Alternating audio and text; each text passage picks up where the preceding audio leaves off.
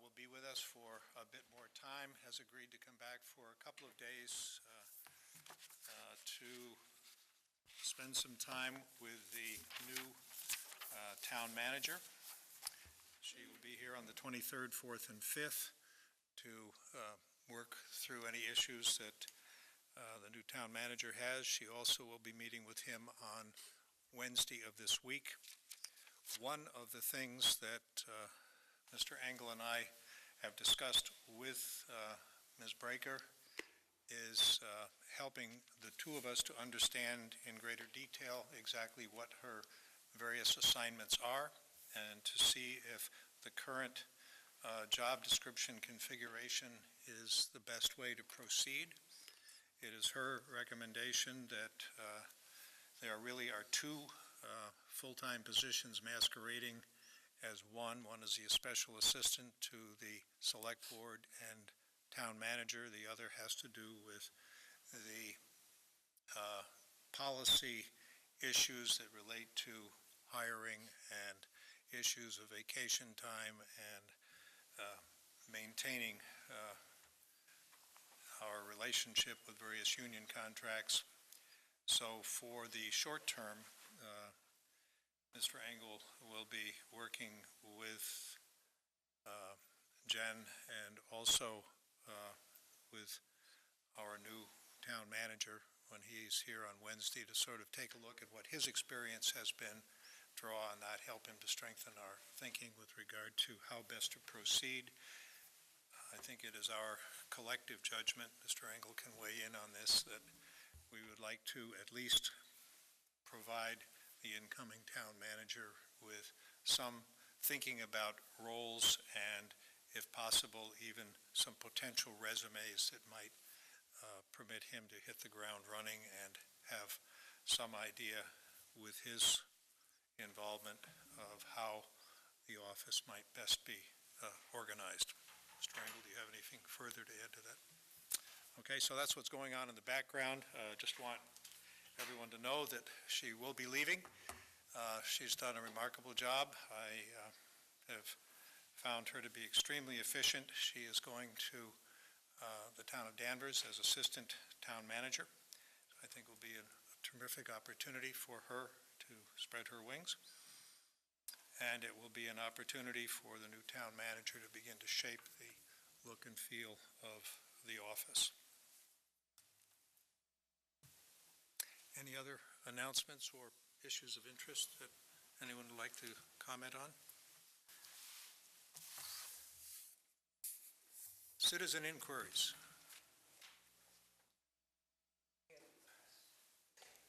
Please identify yourself and tell us where you reside. Still Kelly Jane Club, still slightly off Mitchell Road. First thing is a concern that I'd like to bring forth to the selectmen. After storm number 2, where numerous communities lost their power, the day after on Friday, we decided we were going to go out for a walk. Well, we couldn't because the trail was completely covered. It's not the issue. But we stopped at the ELD office on Friday in the morning. It was locked.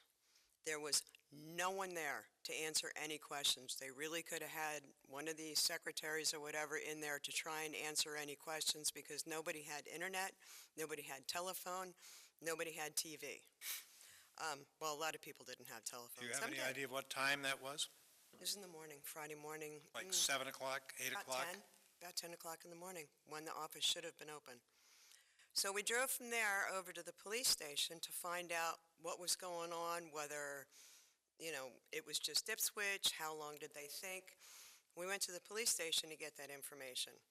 And I was told by the gentleman behind the counter that he got information from a woman that called them to tell them on Brad Hill's page that it was going to be 2 to 3 days before we got power.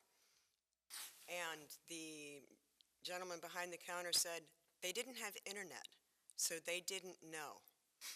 So in an emergency situation, the two people or two places that we should have been able to go to get answers, physically go to get answers, the ELD itself and the police station, nobody was able to tell us a thing. And I think that's a real problem. That's something that really needs to be looked at and addressing, because nobody knew anything. You had people in the dark, people without phone service that knew nothing and had nowhere to go to get that information. Brad Hill's office certainly was on top of various levels of media.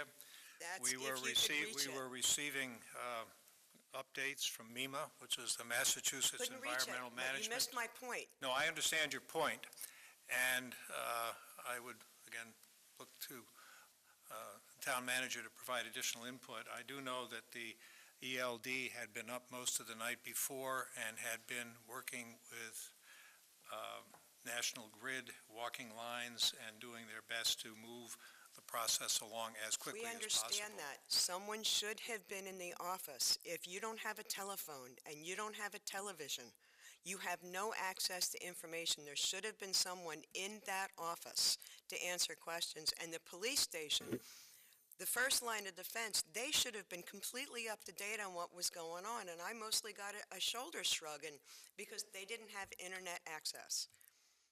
That's, that's pretty critical.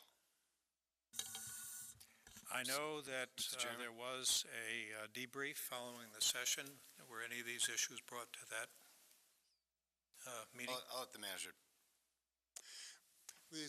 The Friday morning you're talking about was the Friday morning of the first storm, the first It was first the power second outage. one when it was countywide. Yes. Well, it was countywide 2 different times.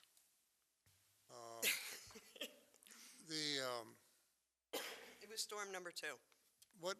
What has come to be a surprise to a lot of people is that as people have abandoned their landline phones and depended on cell phones, we are now at the mercy of the cell phone carriers, and during those power outages, cell phones went down too. So did landlines, because we don't have a cell phone. We have a landline. We had no landline. I understand, but landlines in the good old days were powered by their own energy sources, and when the community would lose power, the phone lines would not necessarily go down. But we're in an age now where if we lose power, we lose our internet connections, we lose our phones, we lose everything, and we are really at much more risk being out of touch than we ever have been. In terms of the light department staffing, the nature of the power outage, there was no power at the light department building either. But it was daytime, and the office is in the front with windows. It's not a difficult thing. It's not like it's nighttime, they're sitting in dark. I'm just saying, there were thousands of us here in town that were not able to get any information from the 2 places we should have been able to get information from. I think we'll take that suggestion, because what we've done is we've looked at the situation that existed in terms of where were people looking for information. Were they on social media, which was a lot of attention people were paying to social media? Were they looking to internet? Were they looking to the town hall website? Where were they looking, and where did they have difficulty finding information? I'll simply add the fact that you physically went to 2 different places in town looking for information, and you couldn't get it. And I think that's an issue that we'll address. Thank you. As we pull together a group of people in municipal and utilities to examine how we were able to deal with this issue over time and what we have to do differently to make it better. It will never be perfect, but we certainly want to make it better. Well, I would think that first and foremost, our first responders should have internet access to some point, so that in an emergency situation like this, we can go down to the police station if we can dig ourselves out and find out what's going on. And I was clearly disappointed that they weren't able to help, except for somebody that called them to tell them. So Did you come to town hall by any chance? no, we were done by then. I see. Chairman, if I could, just by way of suggestion, I think that it was for those of us that physically came here or were in contact with the Director of Public Safety and the electric light manager, I think one suggestion would be to have, clearly the police department should be up to date on our latest information. Internet access or not, that necessarily wasn't the most up-to-date information. In fact, the power outage didn't last several days. So that if we had relied on that information, it would have been erroneous, wouldn't it have? Right. If we relied on a website. So the fact that the police station didn't have internet service is immaterial.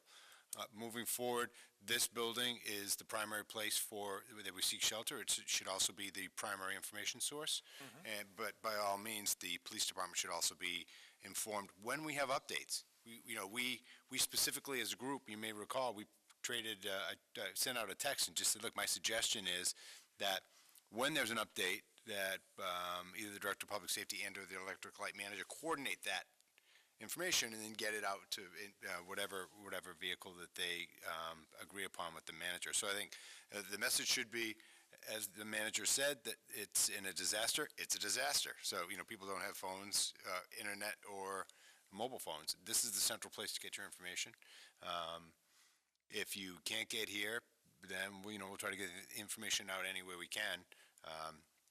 But people don't have shortwave radios anymore. There's a lot of technology that's gone by the wayside. But I think this should be the central location. The police department should certainly know what's happening also. Okay. Then I just have two short, quick questions. What's the status of our new town manager? Is he starting before he gets married or after? After. So it'd be like mid-April? I think it's the 11th. What, his wedding date? No, when's he gonna start? We didn't get any invitations, so if that's what you're looking for. No, when's he gonna start? The 23rd of April. 3rd. Thank you.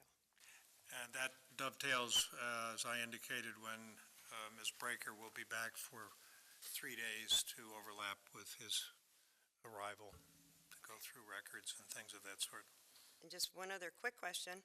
I had a good chuckle with the select person change that you guys want to institute, but if you're changing the name of a board or a committee that's in the charter, doesn't that have to go before the town to be approved before it's accepted? We discussed that at the time we made the decision to take some action. So I believe technically we are doing business as. We are a DBA select board currently. We have not changed the charter. It is something that should be done. It was thought that a number of charter changes are going to be recommended by the Government Study Committee, but we felt that this was something in which we hoped the selectmen could take a leadership role, and we had hoped there would not be a party sufficiently aggrieved that they would take us to court over that action. So for the time being, we are doing business as the select board and I believe select persons.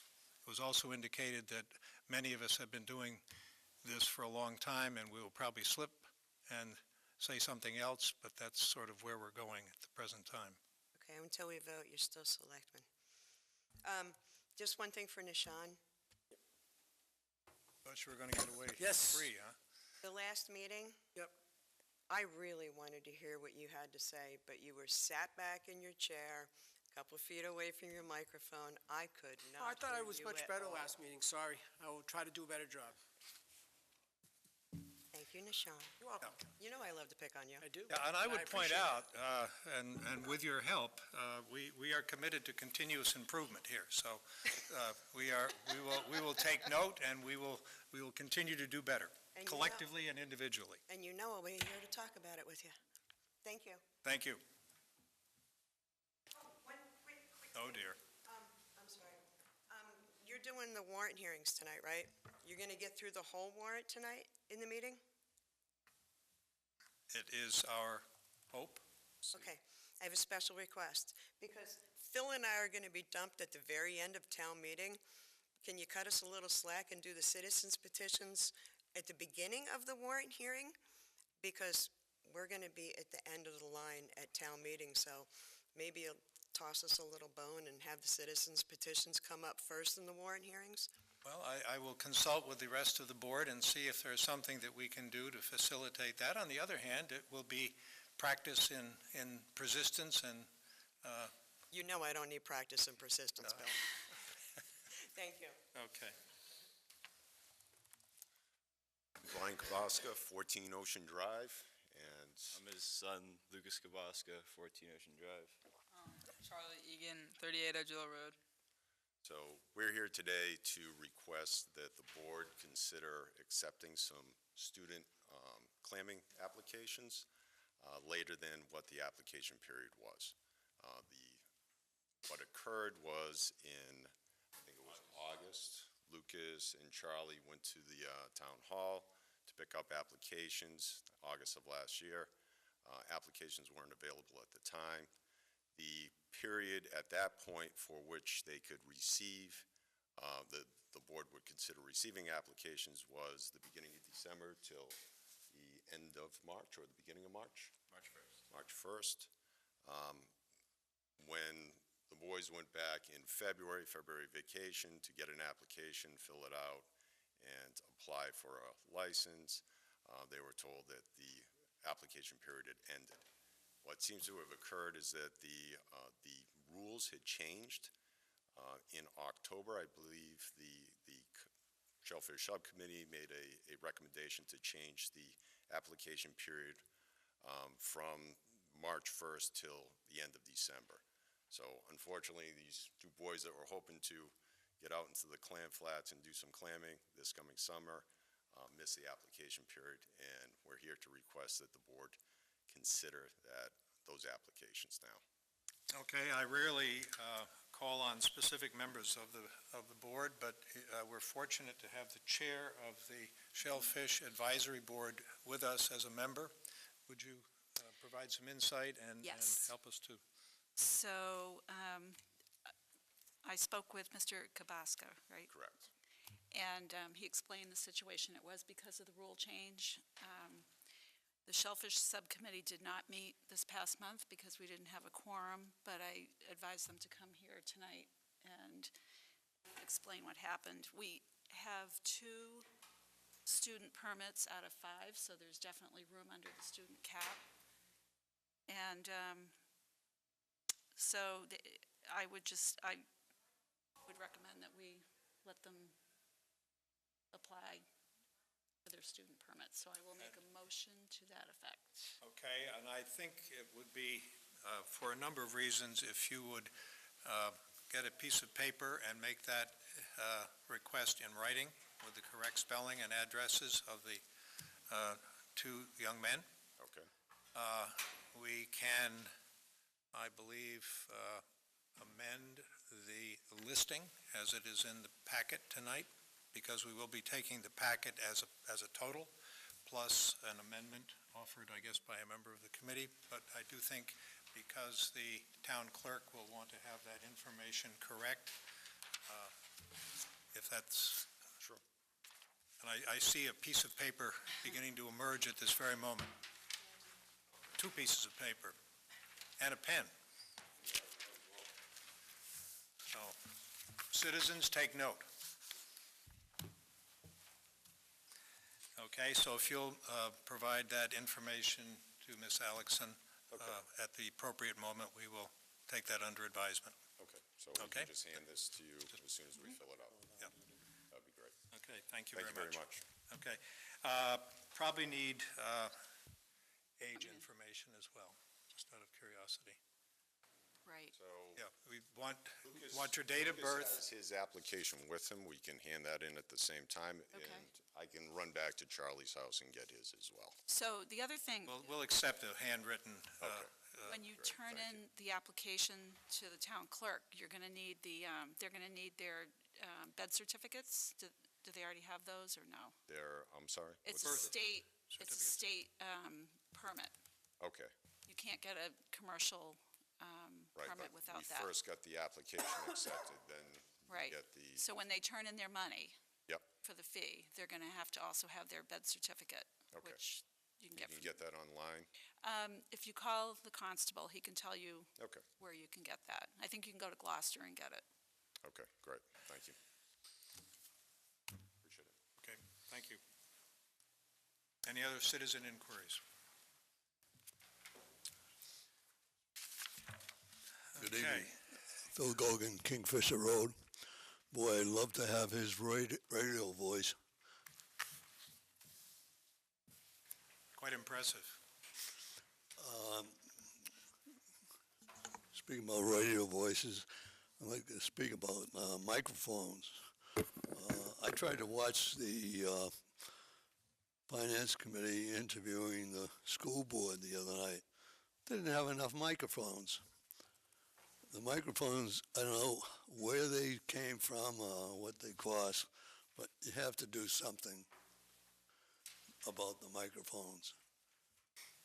One of the things I noticed years ago is like with Nishan, he's got the iPad or the laptop open, and I think the voice goes into the monitor part before it gets on the microphone. And I noticed that at watching the school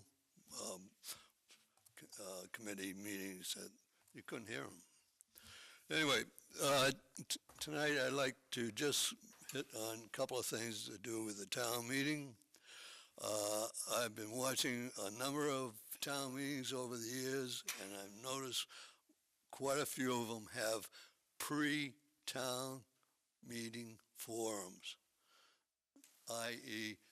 they have the town moderator or whoever actually hold a meeting in a room like this and go over the agenda and the terminology, because, you know, I talk to people at the town meeting, they have no idea what the terminology meant. You know, easiest one to say is free cash, they don't know. And I'd like you to consider doing something like that this year. You got plenty of time, you pick a night, and you have, or a Saturday, which is another thing. Saturdays, you bring out the seniors. At my age, I'm finding it harder and harder to drive at night. I don't feel comfortable. So I think there's a lot of seniors out there that would like to come, and you can't sell them short.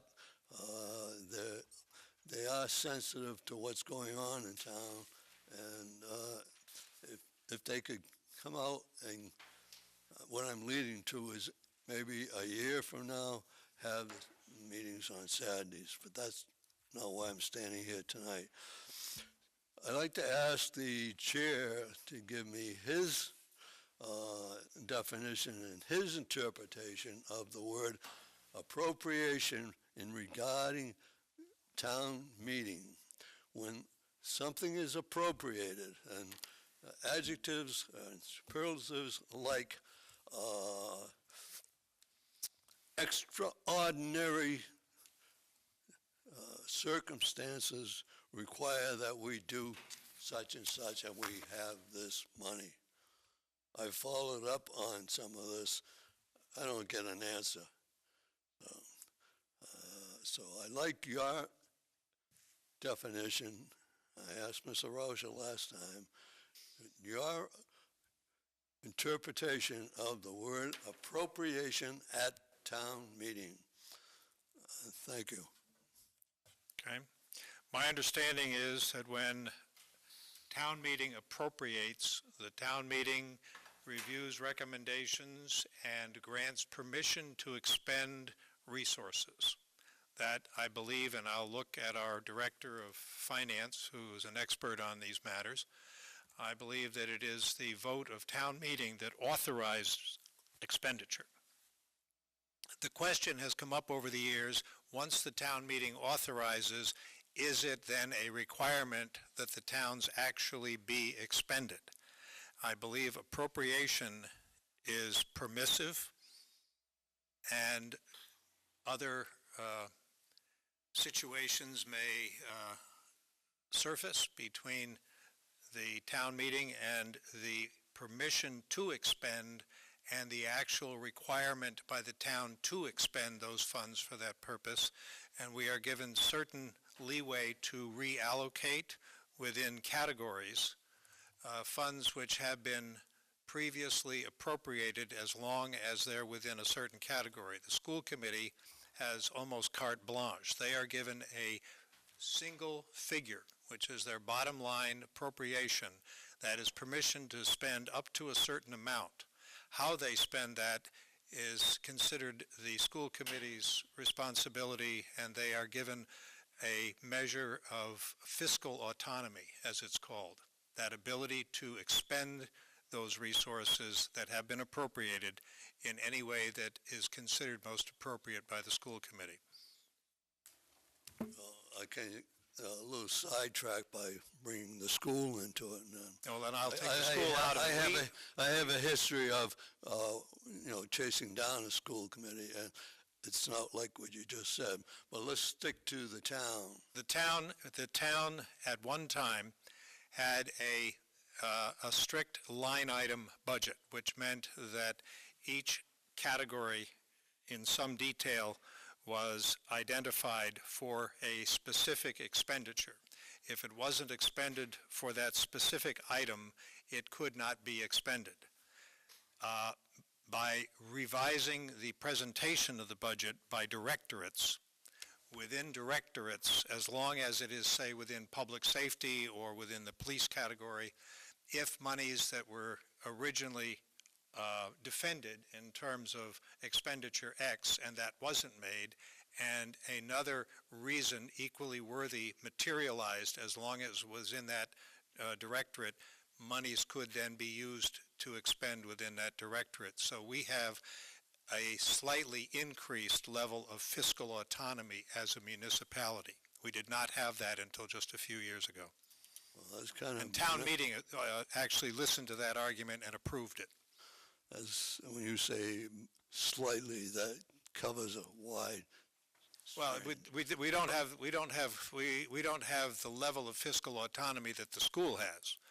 We have a bottom line figure, but it is carved out for categories of expenditures. Those expenditures have to be made within those categories. But within those categories, the specific line item that was originally presented can be modified at the discretion of the town manager or toward the end of the year at the discretion of the finance committee. Mr. Chairman, I appreciate your explanation, but I've been watching... I can understand you appreciating it. You don't seem to be buying it. No, I'm buying part of it. Okay? A very slight part of it. I've been watching a lot of town meetings, and then I've done some digging on top of that. When X amount of dollars are appropriated for a specific purpose, you can't change that purpose without going back to the town meeting. And I've seen some pretty strong arguments on different town meeting floors, which people in big participation, like, we don't get that much here. But the fact is, if you stand before the town and you say, we need $1 million for this particular project, you can't go along and say halfway through it on your own or through the department head, say, well, we're going to use part of it over here, not part of it over there. Okay. You have to go back to town meeting and get it reappropriated. Town meetings appropriate in various categories. They, as I point out, they appropriate to the schools under a separate article at the town meeting. They appropriate the town's municipal budget under a separate article. They also, under discrete articles, for example, a road project or some other specific expenditure.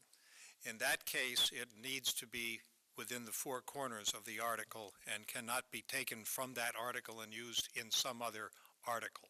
So we have, through the town meeting, they can exercise some restraint on the flexibility of the use of funds. But once the town's municipal budget is approved, within the directorates, some level of discretion is permitted by the town administration. So at the end of the year, a balancing act can go forward so that some categories are not in the red and some have excess money. I could make a career, and it seems like I am, leading from down a dark road, and then I come to a door, and it looks like it's lit, and then the light goes off. That's what's going on right now. I'm asking you, all right, if $1 million is appropriated for a specific purpose, to change that purpose and use some of that money on another project, it has to go back to town meeting and then be reappropriated. I'm running into another little stumbling block.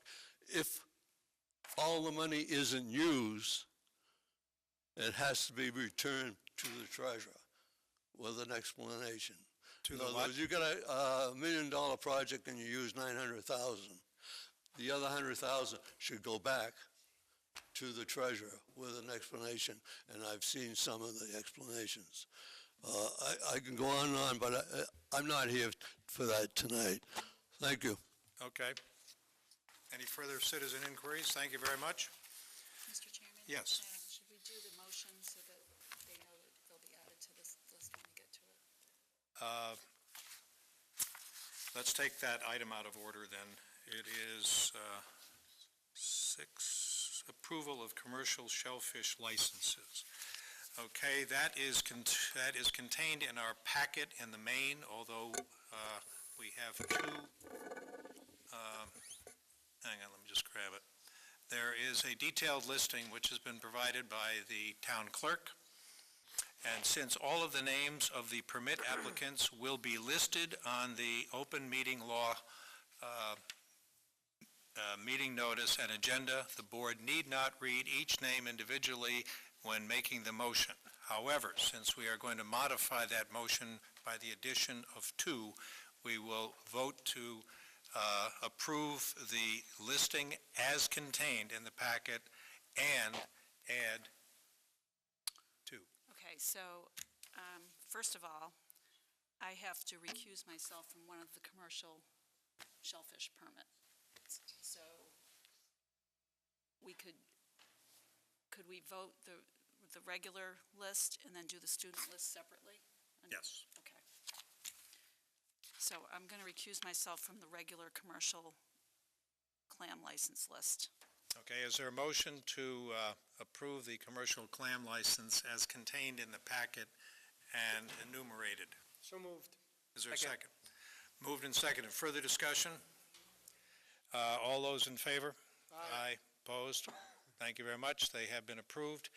Are there any additions to the list which is included in the packet? Yes. So, given that Lucas Kabaska and Charles Egan have both met the criteria for a student permit, they're both over the age of 14, and they have both completed the 8th grade, I would move that we add them to the student permit list for the coming year. It's been moved and seconded? Okay. Further discussion? All those in favor? Aye. Aye. Opposed? Thank you very much. And with that, I would move that we approve the student commercial clamming license for this year.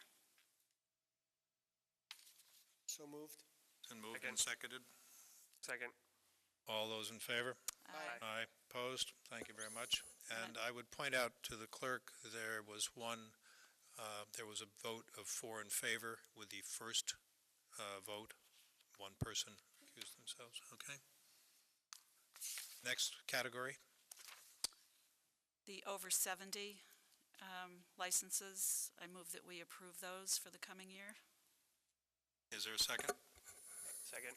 Been moved and seconded. All those in favor? Aye. Aye. Opposed? Thank you very much. Okay. Does that complete the list? That does. Thank you. Okay. Thank you. Have fun out there this summer. Okay.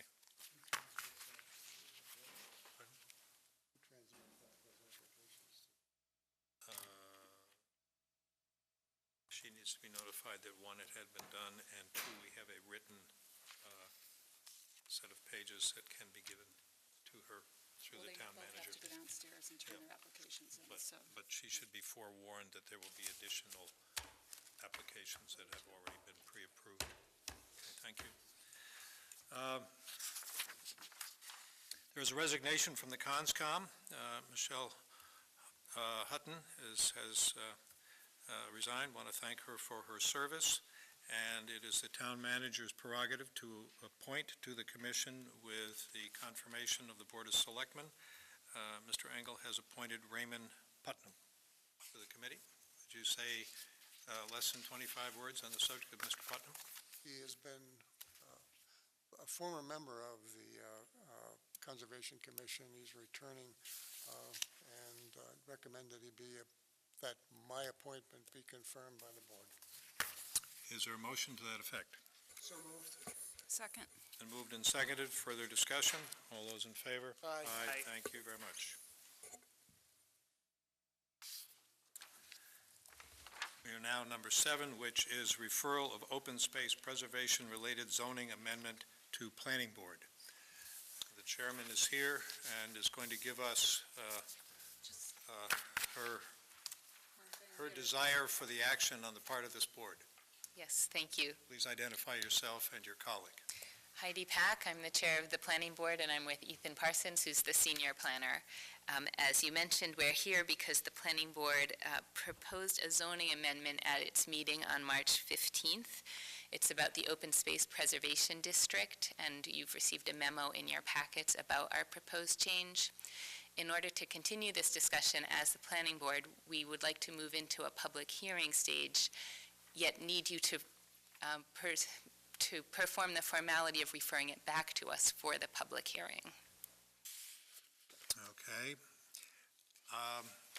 We don't need to query you further. However, is there any member of the board who would like any additional information? I think it's pretty clear what is being asked of us tonight. Any other questions? And we will be back after the hearing to tell you the results. I do have a question. Why tonight? I mean, these boards and committees and departments were supposed to turn in articles by February 23rd, I think. This matter did come to us from the staff at our last meeting, and when the board proposes an amendment, the formality through the state statute is for the select board to refer it back for public hearings within 14 days of our initiation. So we did do that on March 15th.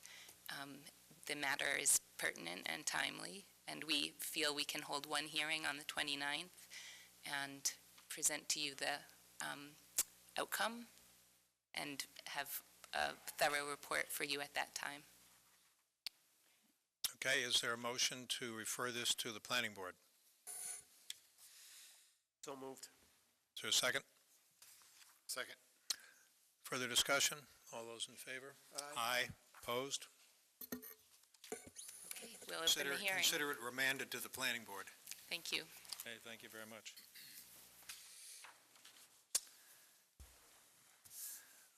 As principal author of the current warrant, would you like to assume control and guide us through the discussion, Mr. Engel? Yes. Pardon. I've Yes, been, excuse me just a moment. Do we have to open a public You have to hearing? open it. Probably do, yes. Like a motion to open a public hearing on the annual town meeting warrant for the town meeting in May of 2018. Is there a motion? So moved. Been moved, second? Second. Moved and seconded, all in favor to open the public hearing? Aye. Aye, opposed, thank you very much. Now, where were we? I've been perplexed in the past by drafts of the warrant that look the same, and people have a little trouble understanding whether they're working with the most current one. So if you have a copy of the draft warrant, and I think in your packets you do, if you look at the footnote, you should be working with version 3, V.3. If you're not V.3, 3. If you're not working with V.3, you're either behind us or ahead of us. So we're working with version 3. And what I'm gathering from Mr. Engel's present, we don't care. We're doing V.3. Okay. And if the chair wishes, we can go to the citizen petitions in deference to, it might be a long time before we get to them. I think the first citizen's petition that shows up is Article 12, which is the wastewater extension. And I recognize Mr. Kalman, who's been the author of that, so. These speakers aren't working, so we really have to strain to hear your voices because we're not hearing through the speakers. I asked him to turn it up, and he said that he's not allowed to. Is there anyone in the room who is allowed to? I'll go do it. Willie? I think we turned them down when we were, maybe the last time we were here, I'm not sure. Yeah, there were some feedback issues. They were too high Okay. Thank you very much. previously, in a previous meeting. So it might be that setting needs to be adjusted. I say it might be that setting needs to be adjusted. We're going to try to set the adjustment. So we're doing better. So we're looking at Article 12 and Mr. Kalman. Yes, Richard Kalman, 4 South Main Street.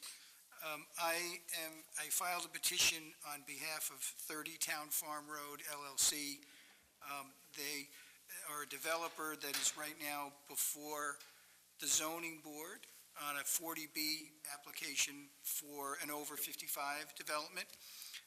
And the zoning board under the Chapter 40B can waive zoning bylaws and the local conservation bylaw, but according to Mass case law, they cannot waive any bylaw that requires a town meeting approval.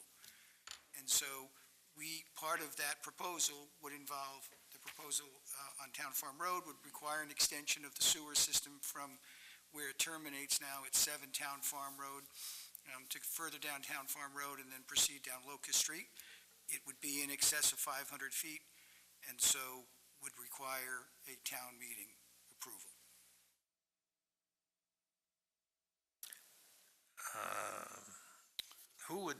How would the responsibility of this be carried out? Would it be the wastewater treatment? Well, the cost of the entire sewer extension would be paid by the developer. I've talked to Vicki Hellman, and assuming it would be passed at town meeting, the design would still have to be approved by the wastewater department, right? All the design. And they would have opportunity to engage or confer on any engineering services that were. Correct. I'll just note for the record, this extension is passing by existing houses along Town Farm Road and Locust Street, and so it's not opening up any property for further development other than the 32 that are proposed right now. There are 32 dwellings proposed for this development. So. And all the other houses currently are on the sewer? No. Some Vicki has told me, actually have a private sewer that's along Locust Street. And so actually, the engineer for this project is preparing a schematic so that Vicki can see which houses that it passes already have a private sewer system, as she calls it, or private extension, and which ones aren't on sewer at all. So there is some discussion that perhaps as that sewer is laid, that there could be connections made available for the other houses. That's certainly been a point that's been discussed before the zoning board some months ago, and well, I'm sure we'll. Presumably any betterments that would be expected ordinarily would be expected from any group that tied into it? Right, I think they would probably just have to pay for the connection to go from their house to the sizing will be sufficient to support all of those houses should they choose to tie in? Yeah, as I said, I know it is, I don't want to get too far ahead of myself. I know it has been a discussion when this came up some months ago at the zoning board, and it hasn't come up for discussion yet, but I had to get this before the town meeting. I assume that might be something that will be proposed as part of this extension. I think typically the wastewater department would require that if you pass a house, that you provide a stub to that house, so that if they choose to connect, they can connect. The second is that the only expense to the homeowner that you pass is work on their property, and that none of the cost of the sewer extension itself is laid off on these homeowners. I agree on everything you just said. The only thing that Vicki never said to me was that it would be required that the stub would be there. She put it more towards as a question, but, I'll accept.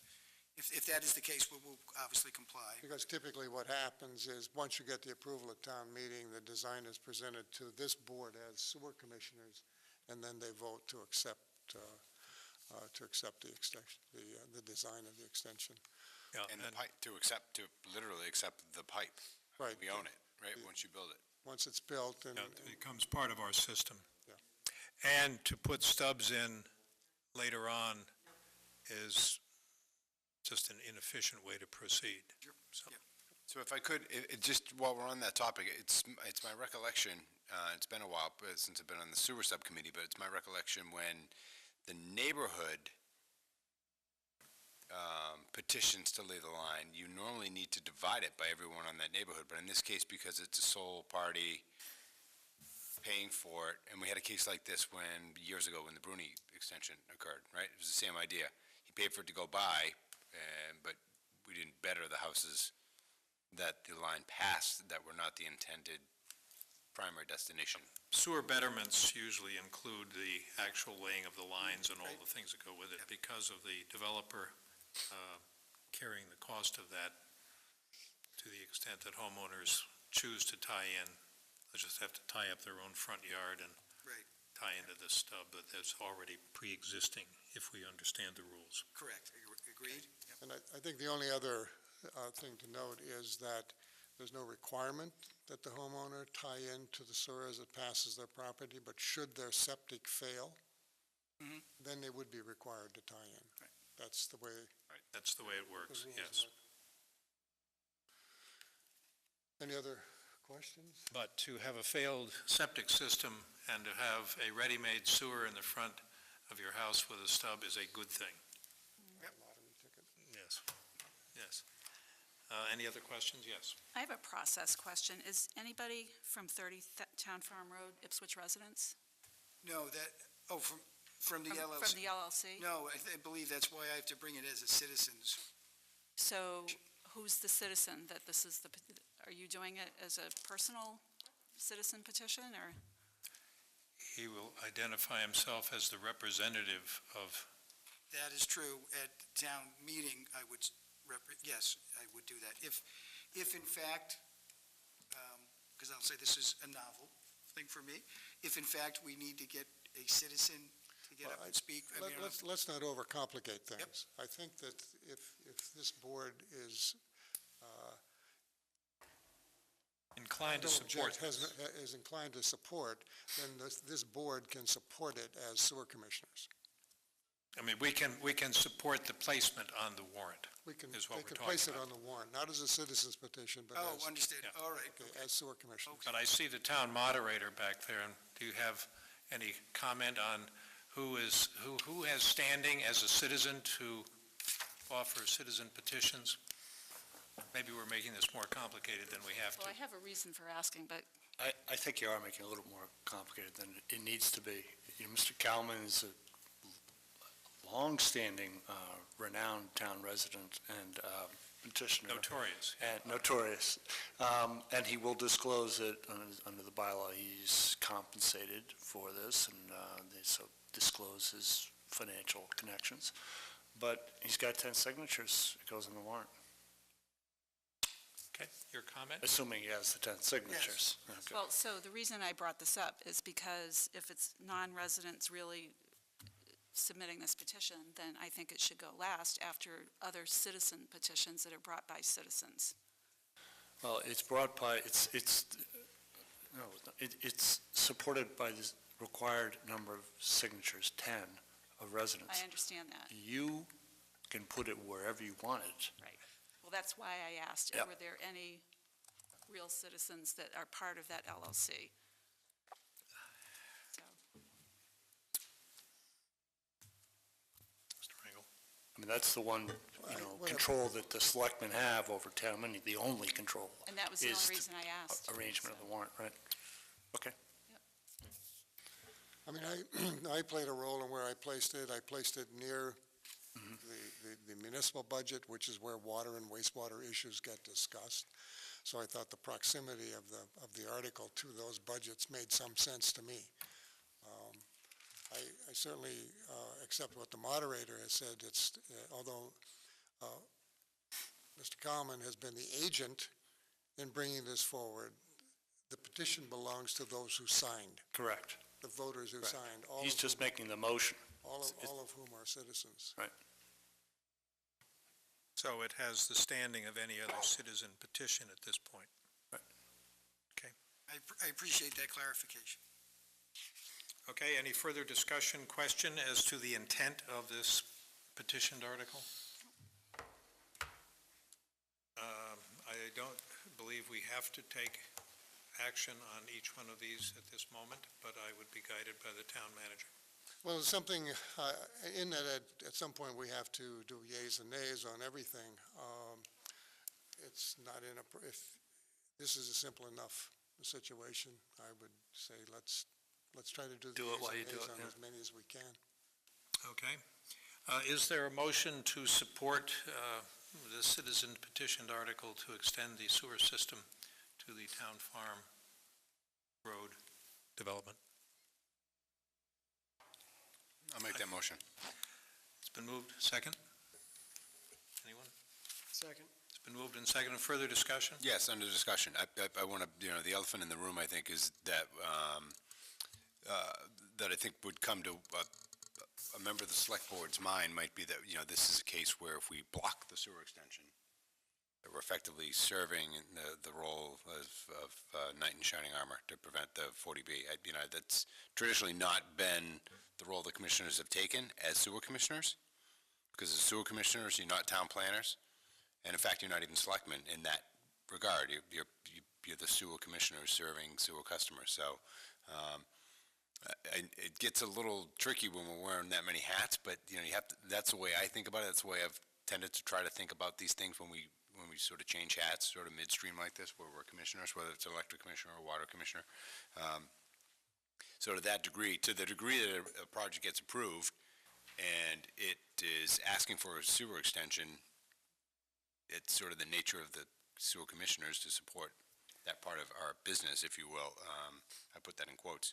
So that's why I made the motion. I'll support the motion because I don't think it's really the role of the sewer commissioners to use that sewer power to prevent development. It's not really, in fact, I think it's kind of contrary to our role as a sewer commissioner, even if we might like to do that. And personally, I might want to like to do that from an ego standpoint, but that's just not the way that I believe one should think about it when one sits as a sewer commissioner. Yeah, withholding town services as a way to impose a moratorium on a project or building has considered to be inappropriate over the years. So, I mean, if there is an approved project, then I would agree with Mr. Roscher that is there a project? Is it better served on town sewer than not? And is this appropriate to the role of the commissioners to agree to do this and not incidentally help to sewer more of Town Farm Road over the course of time at nominal cost to the homeowners? Probably is a reasonable position to support. All those in favor? Aye. Aye. Opposed? Okay, you have our Article 12. So was that unanimous? Yes. So My only question was about the citizen petition part and the process of that. I really feel that we have other citizens that have petitions too, so maybe this should go in the back, but Well, that's. doesn't mean I don't support we have the almighty brush, we can move it around, but at this whatever point, you want, Article 12, as it appears on V.3, as our support. Thank you. Mr. Engel? The next citizen petition, I believe, is Okay. Article 19. Mr. Gogan is the petitioner, and this is a non-binding ballot question regarding adoption of an open checkbook system. Mr. Gogan?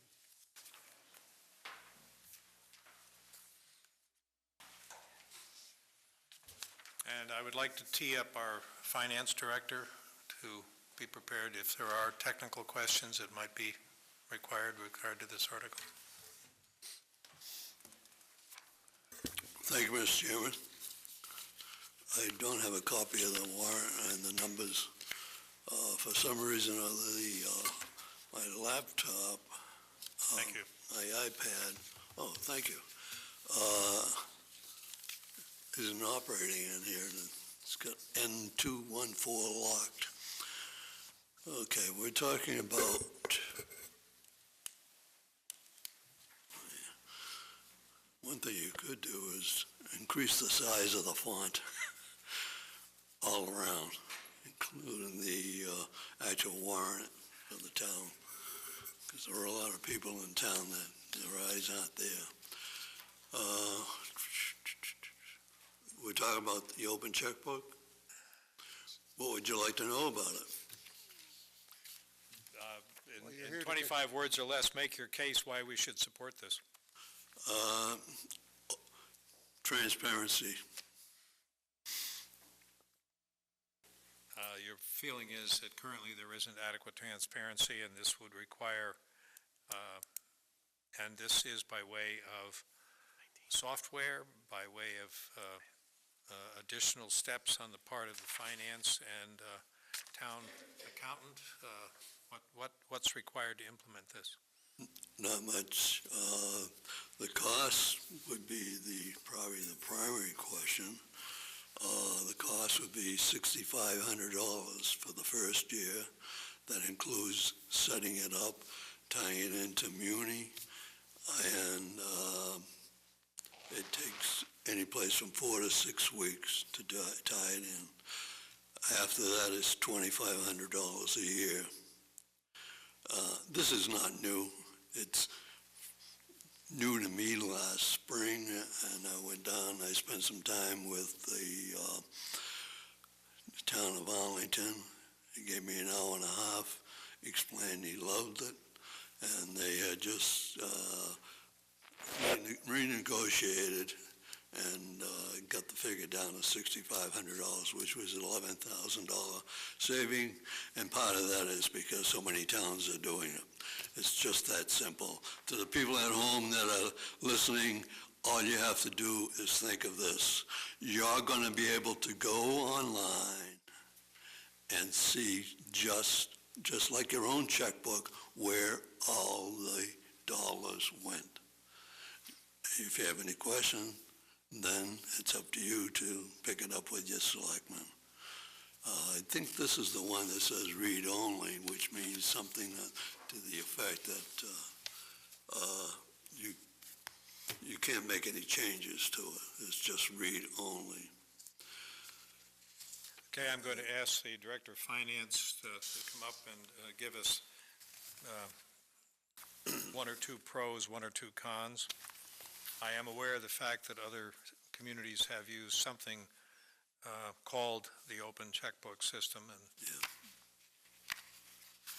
Good evening. What are the benefits, if you can enumerate them? Sarah Johnson, Finance Director. I am familiar with Open Checkbook. There's many different softwares out there that perform similar functions. Open Checkbook, as Phil mentioned, just gives you the actual expenditure. So if we buy legal pads from W.B. Mason, you'll see out of finance, accounting expense, W.B. Mason, $32. So you'll see the $32 being spent. Personally, I'd rather see the money be spent on something. There's another system called OpenGov, and there's many different variations of that, but they also dive in and they will give you graphics. You can do analysis with the information. They'll look at similar to what the school committee presented to the finance committee. They have something similar to that they've loaded onto the school committee website, but it's based on DESE information and years of data that gets reported to DESE, and I think some other state agencies. This would be looking at all of our data, and department heads could use it, and the select board could use it, and, I could use it to build budgets and to look at historical information. And they do it in charts and graphs, so to me, there's more bang for your buck, shall we say, rather than just one line item, or mileage reimbursement, or a payment. And I don't know how many people would actually look up that information. Currently, right now, we have year-to-date budget reports that we put up on the website, so you can look at selectmen expense and see what they've, expended. You can look at the accounting expense, and you can see what we've spent on conferences or training, or you can look at the police, by line item, and it'll you show. can see that now. Yeah, you can, exactly. Yeah, It's up it on our takes, website. It takes a certain amount of Right. knowledge to be able Right. to go in and do it, but you Right. can do it. But at the end I've of every done it. month, the town accountant uploads that information to the website. The town expenses are on there, the school expenses are on there, and the town revenues are on there. So those are all available. They have been available for years, and they're all up there every month. And I think Phil might have been the one that recommended it, and that's why it's up there. But I think that there are other softwares out there that offer a little better product that does more. Yes, it's more expensive, and there are a few out there, and I'm familiar with most of them. I go to many conferences and I get lots of trainings, so I see all the different vendors at some of these things. When you say more expensive, 3 times more, 5 times more, twice as much? It depends. OpenGov has multiple products now. They started about 6 years ago, and my prior community, they came out, and I met with the president then, and now he's got probably 150 clients. We would have been the 5th. So he's got nationally, all across the country. Okay, East Coast, West Coast. so your position on this is, it is not that we're opposed to opening the books. We have information generally available already, but if we're going to spend some money, let's do something that will make more data available to more people, particularly town Finance committees. directorates who can use it and use it for planning and make it available to the town. Correct. Mr. Town Moderator? Yes, I just offer a little perspective on a procedural glitch. This article and the other 3 are all under Chapter 5318A, and it allows someone to put something on, a non-binding on, but it has to be 35 days before. And if it gets approved at town meeting, it's only going to be 7 days before, and the ballot's already going to be written. So if we do this, it's on there, and he's welcome to keep them on there, but it's probably best, the motion should probably say that we put it on the regular municipal election next year, because it's going to be too late under this statute to do it this year. Here's the statute if you want to look at it. And that would be Article 19, 20? 21. Mr. Gogan has but I think he has 4 under Chapter 5318A. Yeah, we have a communication from George Hall. Oh, you talked to him about this, okay. Who's town council, on Mr. Gogan's articles, and he brings up the same defect. He says it a little differently in that the selectmen, you don't need a town meeting vote to put something on the ballot. The selectmen can act independent to put it on the ballot, but the timing is important. But the timing is, right. No, to do a town, he's absolutely right. To do a town meeting, but the selectmen, you could do it tonight. So I think what the selectmen have to deal with here is a citizen's petition that is defective. Correct. 4 citizen petitions which are defective. And the selectmen can choose to work with the petitioner to bring them into compliance with what is an appropriate town meeting action or they can just simply let them be defective and let them pass. Yeah, or do them themselves and on At some future the board's time. own, put it on the ballot. But we- at some we- future time. We would have to assume sponsorship of the article to bring it into compliance. Right, well, 35 days before May, so that's the middle of April, and I don't know when it gets printed, but I would think that you could do it yourselves before, but, whatever advice George gave you is, I didn't realize he had brought this to your attention. Well, I'm prepared to deal with Article 19. I think, Can I ask a quick question before we go too far? How did we get in the mess where there was an error in basically the citizen, how did we get in the situation where I'm assuming citizen... Mr. Gogan got some type of advice to file a citizen's petition in this method that was just... Perhaps he just misread the statute. Citizen petitioned articles are inviolate. I mean, they come to us, occasionally the town moderator gets involved, but Yeah. citizen petitions are citizen petitions. Right, but the issue that it's a 35-day window how did this... I oftentimes get contacted by folks who are preparing citizens petitions to advise them as to how to properly word them, how to sequence them in time and that sort of thing. But it does require the citizen petition to sort of reach out. And that's, in fact, I was successful in having the last manager edit the citizen petition form to recommend that they talk to either the moderator or someone that's familiar with town meeting procedure so as to avoid things like this. So could it have been filed in a different manner so that the vote could have been taken? Can I, A ballot vote could have been taken? Mr. Chairman? Yeah, in January. Please. Yes, Mr. Gogan. Thank you, Mr. Chairman. I wouldn't be sitting here and talking about this unless I had done some research on it. And I've talked to the state. There's no such thing. I talked to the woman, and she came from someplace, and she knew everything, and she said, this is a non-binding petition, and handle it just like a regular thing. There was never any mention about any days other than if I came back in the fall or another time and wanted it to be a binding petition, that would be all four of them, I'd have to file it 90 days. That's the only time a number of days came up. And also, I think you wouldn't know me well enough by now that I wouldn't be sitting here unless I spoke to somebody first and you saw how nicely this was typed out, because I type terrible and my handwriting is worse. So there is nothing defective, Mr. Whitmore, about this other than the moderator saying he checked with the previous moderator.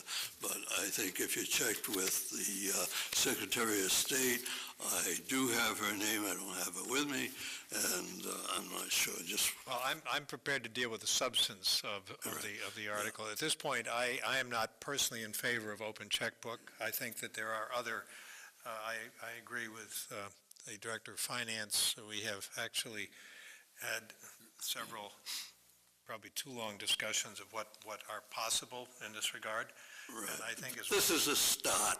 Well, and there's always a start. I think if we're going to start, it would be good to have something that has more legs to it than this one, because much of the information that this has to offer, however cumbersome, and I agree with that, it is already available. So anyway, what is the discretion of the board with regard to 19? You know that there may be a defect, but how do you feel about the substance of it?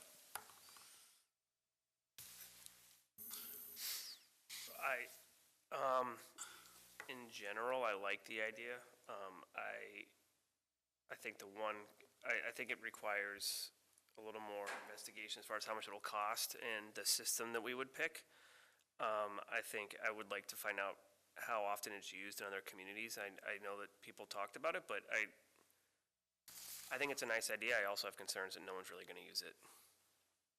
I mean, I don't know how many people are gonna really wanna get online to track expenses here. I mean, I think maybe some people who are here, but I think for the most part, Yeah, that would be yet to be determined based on the number of people. I know the vendors claim that they can demonstrate how frequently it is referred to, but so, I mean, I would support it knowing it's non-binding. I like the idea, so. okay, you've got one yes, one no so far. How's the rest of the Well, board? excuse me, Mr. Chairman, please.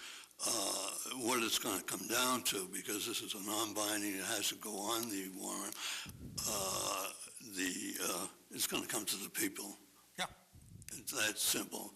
And you're not going to say the next day you're going to start it. What you're saying is you're going to look into it further, because she just added something that I didn't know about, but they did touch on it the other night at the Finance School Board.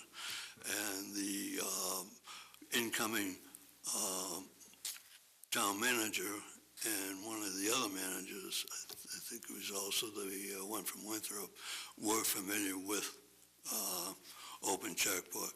So what this is doing is opening the door to the people in town to say, yes, they want more transparency. They want to know where their money is going without having to go through.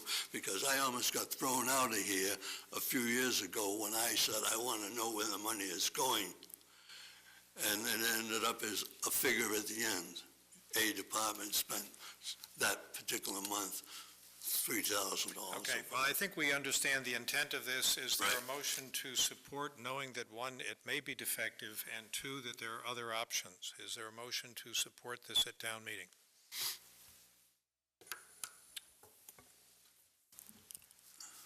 I'll make the motion that we support it. I like the concept. I'm not sure that open checkbook will be the program for cost purposes, and maybe, as Sarah said, there might be another program that provides more information. So, but I think it's good to get it out there, and after the vote, we'll have our direction that, we'll have a new town manager starting too. So with him and Sarah and input from other departments, we might have a better program than what we have now. I'll second the motion. Okay, it's been moved and seconded. Further discussion?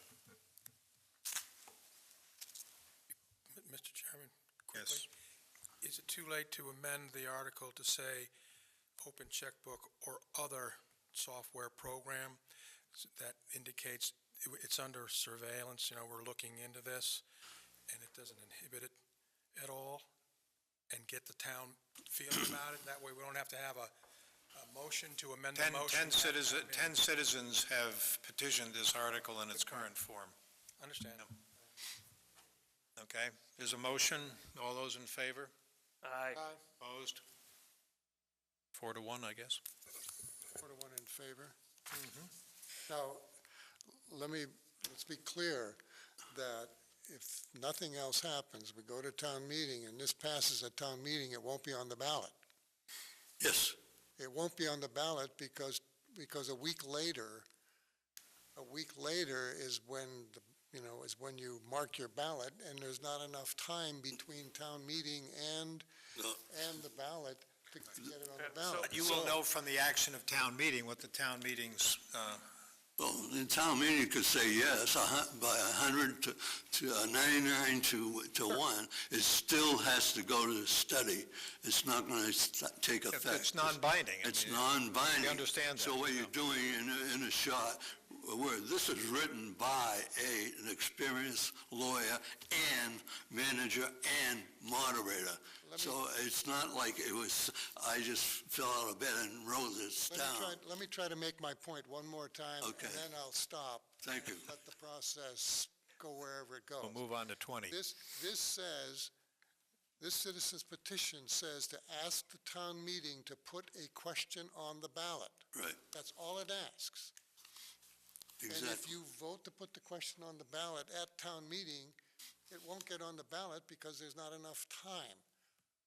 Now, the way to get it on the ballot is for the selectmen, before the ballot gets printed, to vote to put it on the ballot.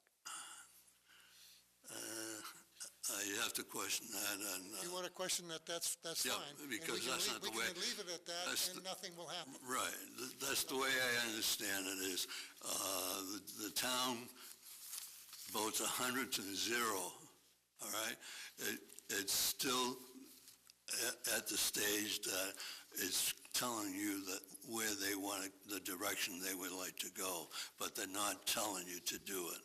No, absolutely not, Phil. Have you read the article? I mean, just let me read the citizens petition that you put together and that you presented to this board just now. To see if the town will vote pursuant to General Laws, Chapter 53, Section 18A, to direct the town clerk to place on the May 15th, 2018 town election ballot for consideration by voters the following non-binding question. Right. She can't place it. She can't execute what the vote would tell her to do because there's not enough time to put the following words that you have after that on the ballot. She can't comply. She can't comply with the vote. Who can't? Town clerk, because the ballot's already written by a town meeting. That's You the may be problem. satisfied knowing that the town meeting, if the town meeting voted to put it on the ballot, even though it can't be, you'll be able to say a majority of people liked it enough to want it there, even though they can't put it there.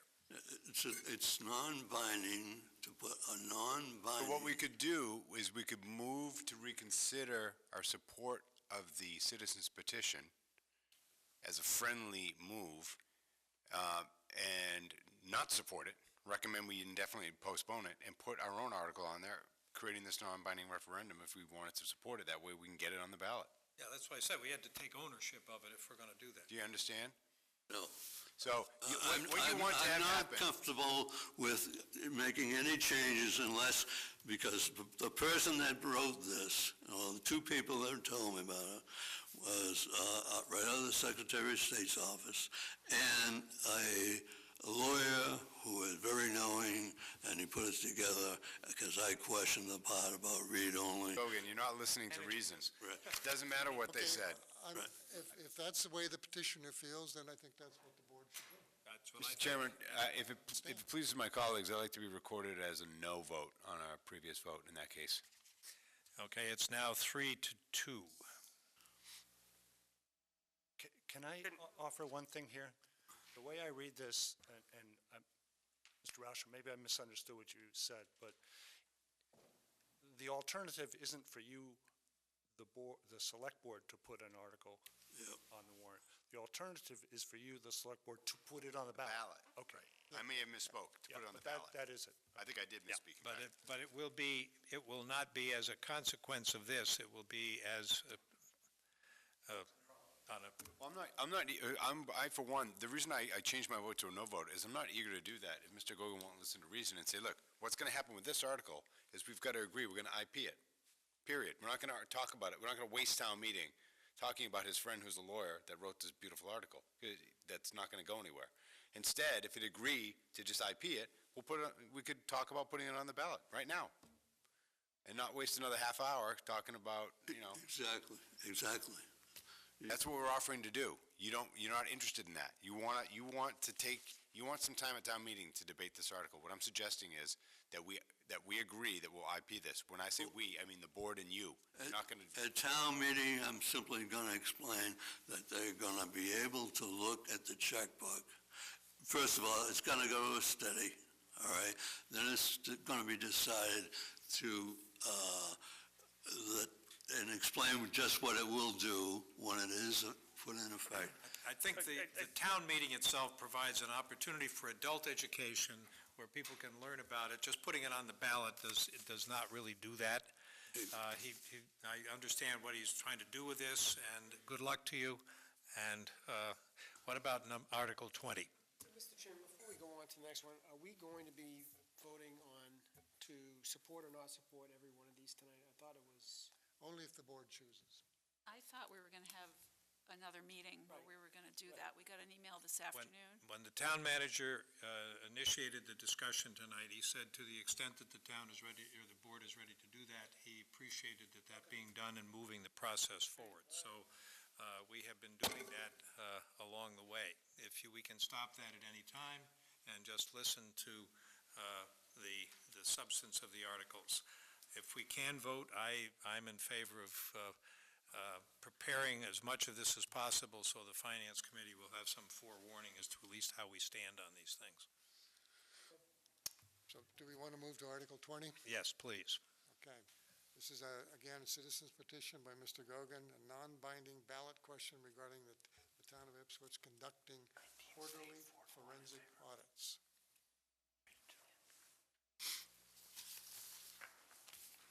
Same answer. It's an education process for the audience at the town meeting, and they can decide if they want to look into it more and hear more about it, then they can vote yes. I move we vote not to support. Second. Is there any further? Under discussion, let me try one more time. Both of these articles can't be executed by the town clerk in the way that they're written, period, end of story. I think it's irresponsible of the board to support an article that can't be supported by a member of our staff. So that's why, however, as I've said several times in the last 5 minutes, we could agree if Mr. Gogan wants to wipe these articles off, that we might put these articles right on the ballot. I mean, these questions right on the ballot. They don't have to be debated at town meeting. They could go right to the ballot. But he seems unwilling to do that. He wants his moment on stage or at town meeting to educate the public. I'm sympathetic to that. He'll get that because he's got the 10 signatures. So we'll spend time at town meeting talking about how this can't get executed at the election a week later. And this one, unless he IPs it, agrees to IP it. I also have issues with the substance of this. Yep. Because forensic audits are conducted once there is considered to be an issue deserving the level of intensity and detail that is required to follow all of the leads around a situation which has been determined through audit procedures to warrant that kind of investigation. I will stand on the history of the audit committee and the audits that we've had. They have been clean. We have a AAA rating. The audits themselves have been thoroughgoing. We've had special investigations with certain programs with the schools. It's a uniform audit so that it also takes a look at federal programs. I'm going to defer now to the Director of Finance to confirm or argue with what I've just said. I don't believe there is any reason to invest in or suggest to the citizenry that a forensic audit is required by the town of Ipswich. As far as we can tell, we do not have any, in order to have a forensic, you got to have something that is considered chicanery. We have clean audits. It is also the case that we are expecting our finance department to do on a more regular basis, as they have begun doing, more detailed quarterly and more frequent reconciliations of various accounts within the town. It certainly is something that we would expect a new town manager to be of real interest in. You don't want to take over something in which there are any questions at all. But to have the town invest in or suggest to credit rating agencies or others that a forensic audit is somehow warranted is just not true.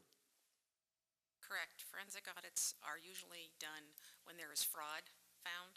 It's used as a source of evidence for a court case. So if someone has found something that is fraudulent, the auditors come in and they dig through and they follow the trail of every piece of evidence, and then their body of work is then turned over to the prosecutor as evidence against whoever the fraud, attempted. Yeah. But in order to warrant this, you got to have some evidence of fraud, and at this moment, there is no such evidence. Correct. We've had clean audits, no material deficiencies, no significant deficiencies, no material weaknesses, no significant deficiencies. And there is an audit meeting on Wednesday night. Correct. So, Mr. Chairman? if I could jump in here, give me a minute. So the more that Mr. Rauscher speaks, the more he's starting to make sense. I think we're making progress. We are. So, Mr. Gogan, I get where you're going with this, where there's a discussion, and if town supports it, but what I'm concerned about in this case is that, the article specifically says to direct the town clerk to place on the May 15th.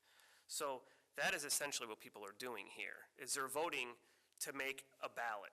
Right. Right? They're voting to put something on the ballot. Yes. When in fact, that can't happen, according to the advice that we have. Okay, so to me, to town meeting, that's extremely confusing. And it's also, I would say, unfair to have a long discussion about something that won't be voted on. I mean, it may be voted on there, but not truly voted on. I would urge you to take his recommendation, specifically, I'm not in favor of Article 20 at all, but specifically with Article 19, where there is some interest by the board, it seems, to pursue the idea, to pull back the citizens petition, indefinitely postpone it, and move forward with what the board is saying. I mean, I get what you're saying, but the conversation, what you want to happen will happen if we do it this way. The conversation will take place. There will be a vote. All right? It doesn't make any sense to stand up and have this whole he said, she said thing. Let's not do that. Exactly. Okay? So. And Withdraw the articles. That is why it's a non-binding. Right, but you're missing the point. What you're telling the town is to vote on a non-binding ballot measure that will not be on the ballot. It's extremely confusing to people. So let's just have a discussion and a vote at town meeting on what you want. You follow? Mr. Chairman? Please. I will tell you that I will tell people that these are all non-binding. To me, town meeting is going to maintain its integrity when people walk out having had a good experience. And if they spend 20 minutes talking about 4 different articles that are going nowhere, that is not a good thing. We all, I think everyone in this room wants to maintain the integrity and the sound basis of town meeting. It's a great way to run the town, and it's a pure democracy. But this is ridiculous. It seems to me that if a motion to indefinitely postpone is offered, an opportunity, and then this is where a ruling from the moderator will be important, someone could say, here's what the article talks about, here's why it can't be done, therefore we recommend postponement. That would give someone a chance to at least indicate what the concept was. And you see more of the folly in it, that just because the town meeting votes overwhelmingly, yes, put it on the ballot, that doesn't mean when they go to the ballot, they're going to vote overwhelmingly for it, because they might vote against it. So it means nothing. At this point, there's no reason to vote one way or another, because it ain't going to happen. Exactly. Just put it on the ballot, that's all.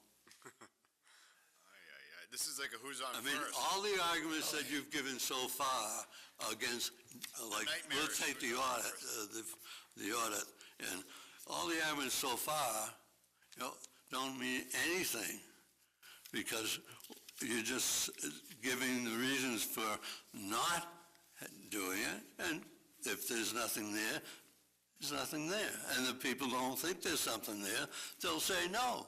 Mr. Chairman, I believe there's a motion on the table to not to support. I'd like to amend that motion to indefinitely postpone. I would second that. Further discussion to indefinitely postpone this article, which I think we can, that would be an acceptable motion from the selectmen. Which article are we on? 20. Mr. Gogan is going to be making the main motion. No, he will make a motion. Right. But we can move to indefinitely postpone. Just recommended to vote against it and tell them why. All right, you want it, you would prefer to vote against it, not postpone it? Right. Okay. But the selectmen can record for viewing by the public before the meeting that their recommendation is to indefinitely postpone. Well, isn't that the case anyway? They can't. Indefinite postponement as a subsidiary motion is effectively to vote no against it. Because if it fails, then you have to take a motion on the main, vote on the main motion. We went around this around. So better to just go right directly to saying no. Just vote on the main motion and say no. Exactly. Saves a step. And look, this is at the end of the night, right? So, and you'll Well, get it may 20 not be. articles, so we could well finish in one night. So it's going to be 11:15. That's one way to solve this one. Yeah, that usually happens to me anyway. Okay, we have a motion to either say no or I'll indefinitely withdraw my amended motion to IP, given the moderator's suggestion. My original motion stands, which is a recommendation will be that we don't support. Okay. Second. Okay, that's been moved and seconded. Further discussion, all those in favor of not recommending Article 20? Aye. Opposed? Okay, 5-0 against. Mr. Chairman, for the same reason, you want to cycle back on 19? And, because right now, you're voting 3-2 to support.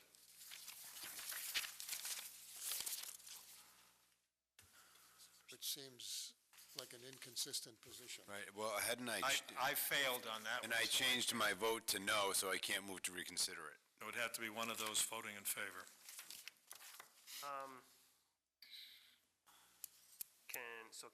Can I make a recommendation or a motion to indefinitely postpone this? No, you can move to. Move to reconsider. Sorry, move to reconsider Article 19. Second. Moved and seconded. All those in favor of reconsidering 19? Aye. Aye. Opposed? Okay. And I just want to say that I have the same concerns that it's not going to get on the ballot. I move we, It's going to be on the ballot. I move we recommend to not support Article 19. You can't take it off the ballot. No, it won't. It's been moved. Is there a second to not support? Moved and seconded not to support. Further discussion. All those in favor? Wait, I got one question. Can he change his mind in a week or two if we can explain, and if he changes his mind to work something out, can we do that? I think what he can do is go back to the petitioners, probably only had 10 signatures, right? And explains to them, the selectmen are going to do it, put it on the At some ballot. point, there's a date certain when we close the warrant. Right. It's got to happen I before think that. you can go to get the assent of all the signatories to the petition, you can remove it. I checked with George on that, but I think you can do that, to remove it from the warrant. Okay, well, as of tonight, there is a motion on the floor not to support 19. All those in favor of not supporting 19? Aye. Aye. Opposed? Okay, 5-0 against.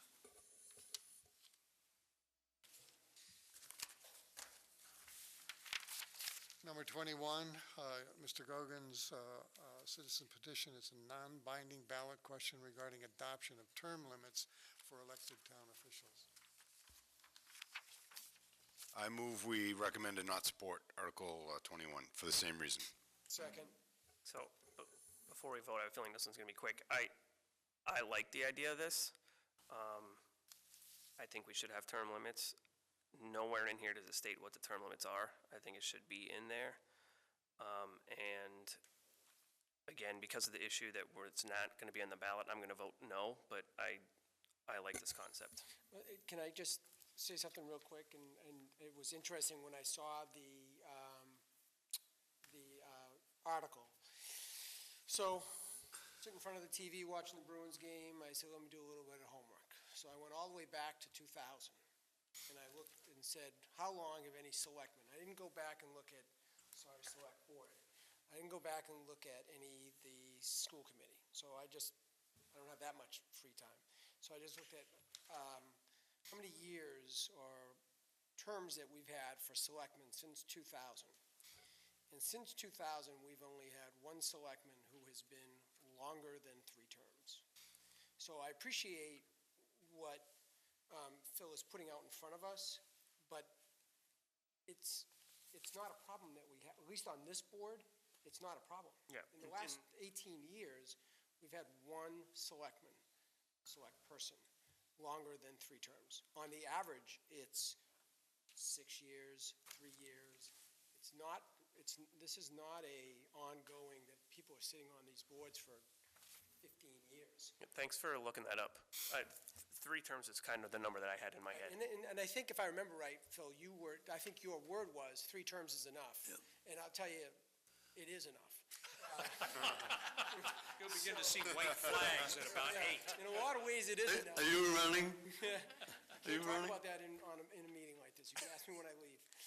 So 3 terms is enough, but it's not a problem. That's the thing I'm saying. Now, I'm not talking about the school committee. That if it's not a problem, Mr. Nishan, through you, the chair, if it's not a problem, put it on the ballot. Well, see, Because people were lining up, waiting to get, because I had little Post-it notes on my clipboard, and the one that said term limits, they were lining up. If I had 3 pages, they would have filled it out. As Jamie Fay likes to say, it's almost like it's a problem, we're trying to solve a problem that we don't have, which we don't. So, but I just wanted to say, I did do a little bit of homework, because I was curious when you brought it up, I said, how long is people staying on this thing? And it's only 1, so I can feel longer than... Through my eyes, all right, I just think this should be fresh thinking and fresh blood, fresh ideas, and we heard Mr. Lynch say it's just a fact of the business that the turnover in town managers is like 4.5 years, and that's because there's freshness. But you're getting, but in response to that, Phil, Yeah. you are getting the fresh ideas, because they're not staying on. Again, if you look at the list, it's turnover. There is a lot more turnover than it was. You just look at my mug for 6 years and you think I'm here forever. No, I agree with Mr. Rasha, we're going on and on and on, but one of the reasons in my mind that you don't get fresh blood up is because they don't want to go against somebody that's been there forever, and they don't want to waste their time. But there's a lot of talent in Ipswich, a lot of smart people in Ipswich, and they're not taking a shot. And getting back, Mr. Chairman, through you, am I understanding that you're not going to put this on the ballot? It makes a difference in the direction I go tomorrow morning, because this was not written I by believe an amateur. it is suggested by the time we have the town meeting, no matter what the town meeting does, if Right. they vote to put it on the ballot, technically, it cannot be done because the ballot will already have been printed. If you can't get it on the ballot technically, it doesn't make any sense to tie up the town meeting saying, do something you can't do, and then rag at the town clerk for not having put it on the ballot because the ballot has already been created. I think you better put that in writing for me, because that don't make any sense. The way this is written, this is a non-binding, all right? Whether it's binding or not, it can't get on the ballot. It's a printed ballot, Right. okay? Okay. It's printed, and it's So- printed before vote will be So taken. I'm to going put to it- leave here tonight, and you're telling me that you're not going to put it on the ballot? No, they're telling you that they're not going to support the motion you Okay. make at town meeting. Okay, I can understand you're not supporting it, but I can't see you possibly breaking a law, all right, the way it was presented to me, by not putting it out there for the people to say yes or no. Mr. Gogan, this is, our town council has advised us. Sure. And the moderator has said that according to both of these people, this requires 35 days. What you're putting in here is 7. So even if it passes unanimously, and the only people voting no are us, Right. it's not going to be on the ballot. That's what we're trying to tell you. Ballot's already printed at You're the not time gonna of town print it. meeting. You're not going to print it. We Ballot's can't. already printed before The town ballot meeting. will already be printed. That's what we're trying to tell you. Okay. So We're I get the- obviously having a problem with So you're going to communication get up there, and it's on the warrant, all right? And they're going to vote. This is going to come up, number 19, and somebody's going to read, and I'm going to explain this is non-binding and what it will do. Yep. Then the people will say yes or no. It's non-binding. Yes. So, Mr. Gogan, if I may, as chair, and either I or a member of this board will get up and say, and the reason we're voting against this is because it is a physical impossibility for us to comply with a positive vote to put it on the ballot. You're asking the town administration to do something which cannot be done, therefore we are suggesting, from our perspective, we're against this. Now, you can talk about the substance of it all you want. People can, actually a majority of people, for the purposes of demonstrating support for the idea, term limits or whatever else it is, they can say, yeah, do it anyway. You got the sense of the meeting to do something, but you do need to know that as the board responsible for the town administration and the production of the ballot, it cannot physically be done. And therefore, we are voting against it. So you're voting against it, you're going to get up there and say you're voting against it, but it's still going to be printed in their hands. It can't be. Not the ballot. No. Not the ballot. Mr. Gogan. It will be on the warrant. You're confusing the warrant with ballot. Okay. It's going to be on the warrant, but What you're looking at will be presented to people for action at the town meeting. Right. however ineffective it may be. The next, 2 weeks from then, or a week from then, whenever the ballot is, it will not be on the paper ballot. All right, then, I think I'm going to need some time tomorrow, or the next couple of 3 days, because, as I say... The time is your own. Tonight is ours, and I would like to take a vote on Article 21. You can withdraw it if you want, Phil. I'm not going to withdraw. I've spent a lot of time... The question, Mr. Chairman? And it's... Sir, we're going to vote on 21. Right. It has been moved and seconded not to support 21.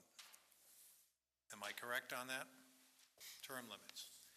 All those in favor of not supporting 21? Just under discussion, Phil, I want you to know I agree with the concept of this. It's the way that it's written that is the problem.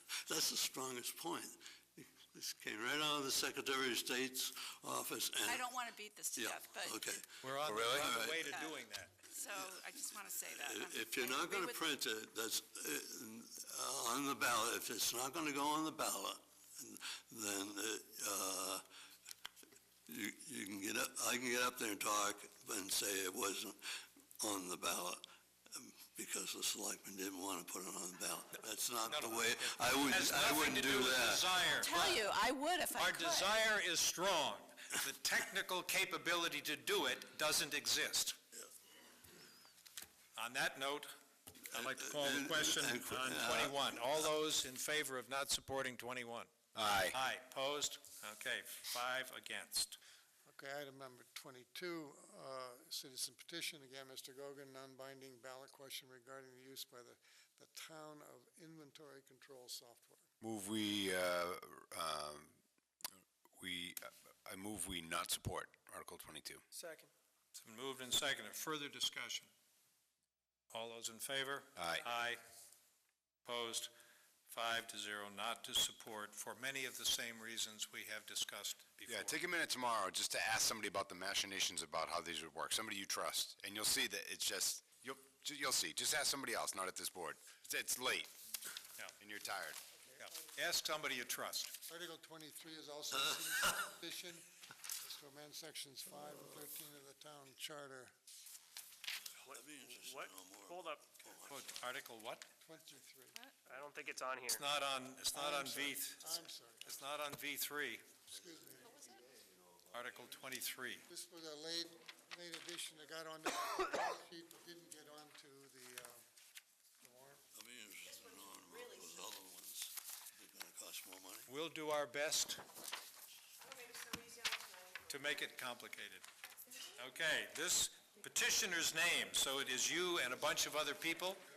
Yes, sir. Okay. Proposed warrant article amends section 5 and 13 of the town charter. Who are you and where do you live? Kelly Jane Kloeb, slightly off Mitchell Road. Basically, what I'm asking for is the planning board to be moved from being appointed by the town manager to be elected by the voters of Ipswich. That simple. And all it does is takes planning board from one charter section and moves it to the other. That's all. The This is nothing personal, right? Absolutely not. Not personal at all.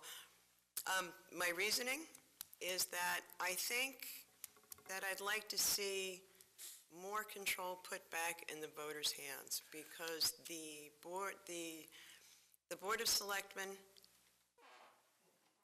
select people, and the town manager control all of the boards and committees as to who goes on, and kind of along the lines of the reasoning for the term limits is, and this doesn't affect the selectmen because you guys like burn out so much faster than everybody else. There are some boards and I wonder why. Wonder why? Yeah. There are some boards and committees that have had people on for a really long time. I'm not calling anybody out specifically. But they start to get stale. And I want to see more people stepping forward. If you've got somebody that's been on a board or committee for 15 or more years, they kind of get in a rut and this narrow focus. And I'd really like, and people don't want to apply for that position against that person because they've been there that long. They're like, I'm not going to, like I was talking to somebody to run for selectman this year, and he said, I'm not running against Nishan. Apparently this is your fault, Nishan. There's a lot of things that are my fault. But I would just like to put a little more control of town government back into the people's hands. And I was going to do two others, but one of them, the FinCom, was so complicated that I decided after we had a death in the family, I just had no brain for it. And the history of the FinCom was to spread that membership around, so it includes moderator, town meeting, selectmen. Let's not talk about FinCom, let's just talk about what we have before us, which is the planning board to go from being appointed to being elected. Okay, and there probably are good reasons to appoint versus elect in terms of... And there's good reasons to elect as opposed to appoint. This is in a number of towns. So this isn't something new. There's a number of towns that have their, Topsfield is a prime example. They have, their planning board in Topsfield is elected. And I think Groveland and maybe Swampscott. It starts with an S. I couldn't remember which one. And Swampscott. Swampscott sounds right. Right. So there's a number of towns that do it, and I've spoken to different people in Topsfield and in Seabrook, and they're happy with it. Yeah, and your position would be that they're not happy with the planning board in Ipswich. Not saying that at all. Then why would you want, I guess I'm not being argumentative, I'm just saying, okay, if it ain't broke, don't fix it, but apparently it must be broke, or you feel that... Stale. It's the boards and committees are getting stale, and people don't want to apply for these positions because there are certain people that have been on some of these boards and committees for a long time. I'm not saying specifically for the planning board, this is just the beginning. I started easy because they were only in two places, and it was just two words flipping them. But it's just, I want to put more control back in the hands of the voters. That's my main thing. I think your intent is clear. Board, questions? I just want to say I support this. I feel that to have all the members of the planning board appointed by the town manager simply relays the vision of the town manager. And if we have the voters elect the planning board, it's more of a vision of the town voters, what happens in town. So I would move that we support this petition.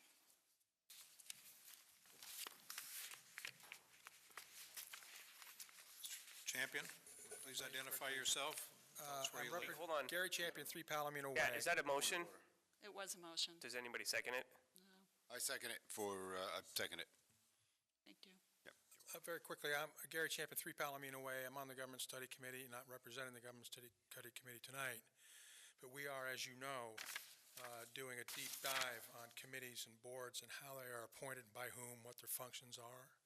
And the planning board is certainly one of those. And we have intentions to meet with planning board members and to meet with the Board of Selectmen and others to get ideas, as well as some citizens on what the best idea might be. For example, the planning board, maybe it should be split up. Maybe the planning board should be appointed by town manager, board of selectmen, finance committee.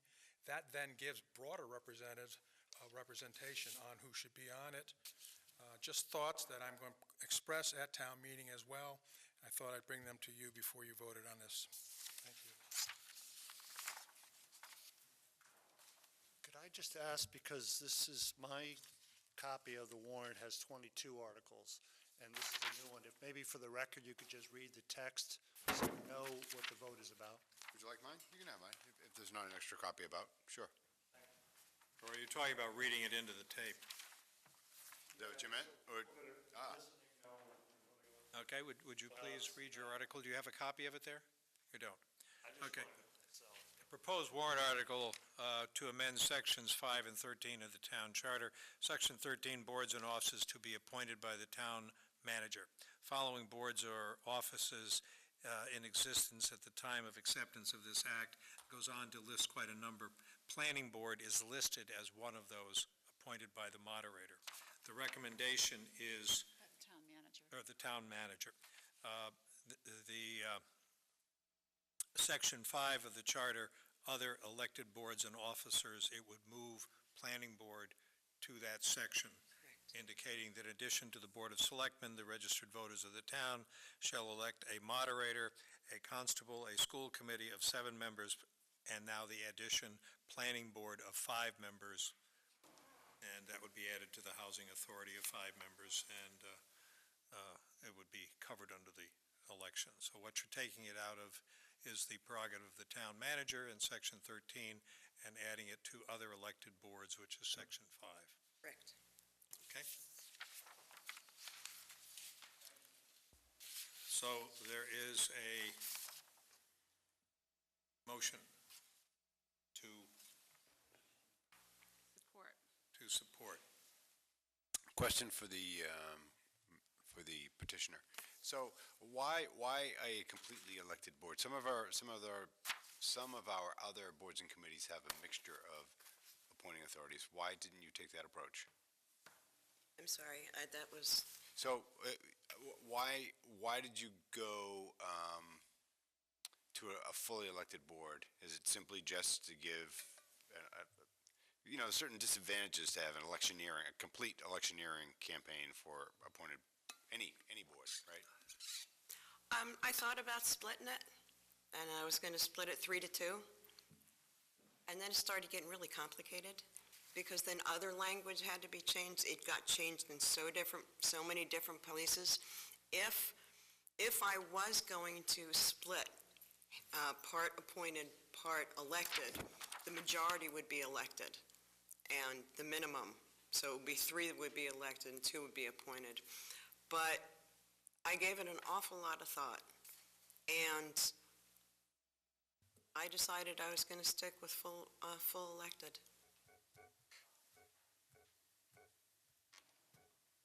Okay, that's a fair answer. Any other questions?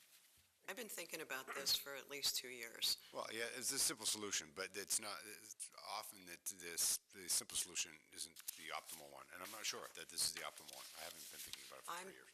I don't either. I'm just going to throw it out there for people, and if people want to support it, and if they want to take, a little more control over their town government, that's great. If they vote no, they don't want this, that's fine too. I'm just giving them other options. And somebody could make a motion from the floor, but the problem with that, they have to go in and change 2 other parts of the charter where the planning board is. If they split it, it would have to change, I think it's 2 other places in the charter. And just one other question if I can. So, knowing that the Government Study Committee is talking about charter changes, this is my one big objection, actually, to doing it in this way. Knowing that we've been talking with the Government Study Committee about some more extensive charter changes, why do a one-off? I mean, because first of all, I haven't been on the Government Study Committee for a while now. I resigned last year. But we've been reporting it in this board, though. I know you haven't been on the Government Study Committee, but we've been reporting quite extensively that we've given them some, including this one, by the way. Okay, but this isn't, if I brought it forward now, it happens now.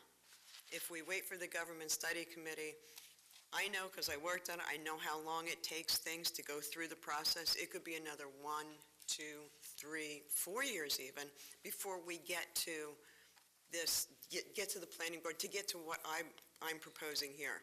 I personally don't want to wait 1, 2, 3, 4 years for something to happen. Okay, fair enough. I'm going to vote no. I think we should, I mean, we've proposed a number of charter amendments, and as we said to Mr. Champion, a member of the Government Study Committee, when he wanted us to go down a different direction, we said, let's focus on the charter changes. I think we should make an effort to do that in a more comprehensive way than just one-offs. That's my only, I think an elected planning board is interesting. Probably in a vacuum, I'd probably support it, but I really do think we've already kind of set a course as a board, and I think we should stick with that course. So I think it's a noble cause, and I wish you luck. I'm just putting another motor on the engine. I agree with Mr. Rauscher in this one, and I'd also, I'd add that one of my concerns is that if your goal is to get, I mean, it's two parts, you're saying elected by the people, but also more of a turnover. I don't think making an election means you're gonna get more of a turnover. I think people don't like to run. I think, running a campaign and going through an election is a hassle for a lot of people. So, I think you're gonna run in the same thing, like you just meant. I mean, I think it was you just sat up there and said, well, someone doesn't want to run against Mr. Mutafian. So if you're gonna run in, you're gonna have the same issue. You're gonna have people get elected, and someone's gonna say, I'm not gonna run against that person. So, I don't see it as a good option right now. And I'd like to hear from the Government Study Committee. I have a question. Does the planning board have alternates? No. They have one associate. Associates. And how would your proposal deal with the associate? I think they could still be appointed. I completely forgot about the associate. Because it occurs to me that the purpose, the associate always sort of serves as kind of the next in line. When there's a resignation, the associate moves up, and so I think some thought needs to be put into, do you run for an associate position? Or I went with what's in the charter. Yeah. And it doesn't say anything about an associate in the charter, so I based mine specifically on what it says in the charter. So if there is an associate that would be appointed, waiting in the wings or whatever, if somebody retires or resigns and they would get appointed next, that's not in the charter. It might be, I don't know where it is. Is it? It's in the bylaw? It's in the bylaw. So I think that somehow or another, they would have to be brought into. Then there is a confusion. The charter says one thing and the zoning bylaw says something else. And isn't the charter, the standing law, takes precedence over a zoning bylaw? I think the associate, when the associate becomes a full member, it receives an appointment to make that happen. It just doesn't. Yeah, you just don't automatically go up. They're appointed like everyone else. It's the status of the associate that's the question. And the other question I have is, even though these other communities have elected planning boards, do they have difficulty getting people to run? And I certainly have run enough campaigns to know that I love the job, I hate the campaign. And if there's one big impediment to people aspiring to serve on committees, it's a campaign. If you've ever run for a campaign, I looked at, it's not nice. in Topsfield, geez, what is, 4 or 5 years ago. I don't remember exactly off the top of my head. I had gone over to Topsfield to look at their records. They had 2 seats open, or 2 seats that were coming up for election, two incumbents. There were 6 people that were running for those 2 seats. So that kind of gave me encouragement that there were more people that were willing to step up and get voted in than to try and get in line for being appointed. I think, my personal opinion is, I think they have a better chance of being elected than they do being appointed if someone has already been on that committee for 2 or 3 terms. That's my opinion. Fresh blood, new people, new ideas. Other comments? I'm going to vote against this because I would like to hear from the Government Study Committee. I think we've charged that committee to do some work, and I think in deference to the work that they're doing, they should be given the opportunity to bring forward their recommendations. I share some of the concerns. I think running for office and having the positions not just automatic, but having them contested, I think makes a better democracy. So I think in general, having people run for election is a good thing. In my experience, even getting people to step forward and be appointed is not an easy task. It may be that we have so many committees that it makes it difficult, but at this moment in time, it is not an easy task to get people to agree to step forward, serve, and I'm not sure that merely causing a board to become an elected board is going to change some of the difficulty. But again, I would like to hear from the Government Study Committee. They did an excellent job in researching the residency requirement for town manager, and I think they've done some good work and ought to have an opportunity to pursue that. Yes.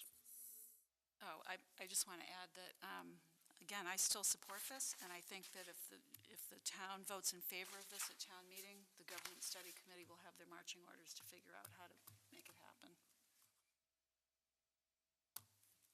So you can do what you did to me last time. You can refer it back to the Government Study Committee.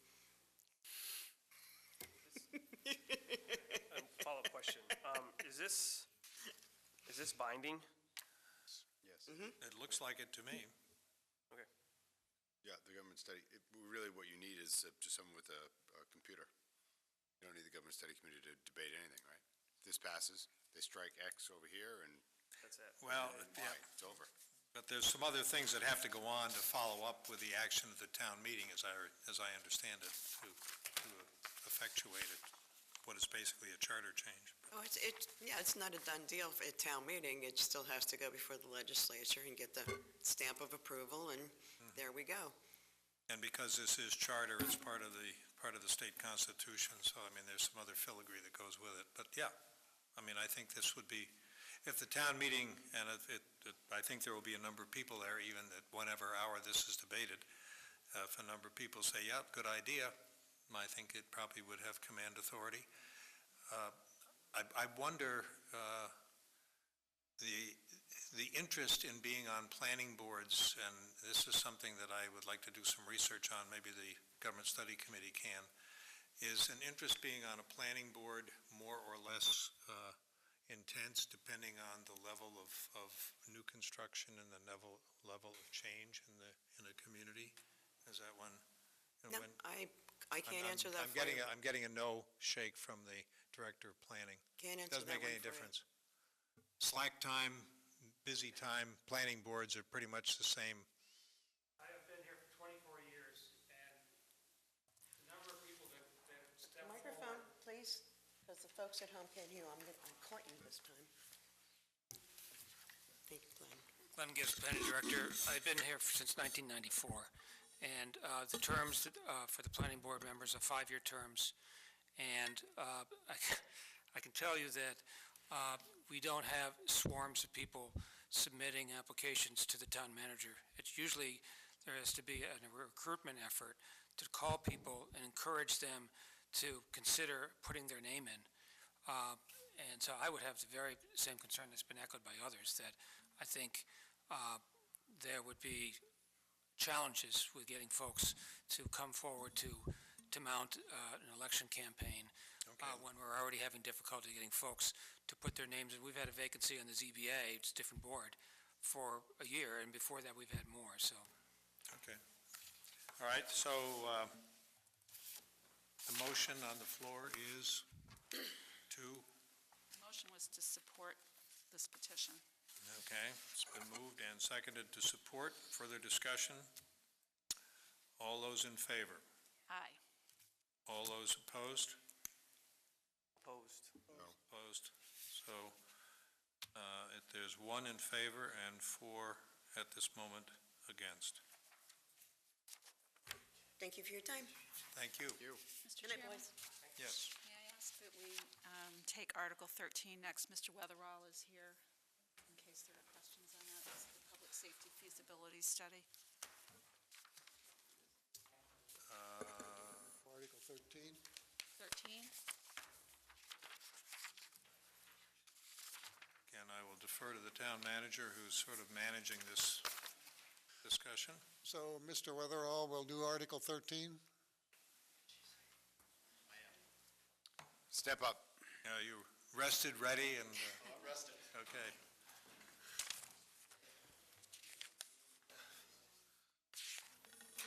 Should I introduce myself? Please do.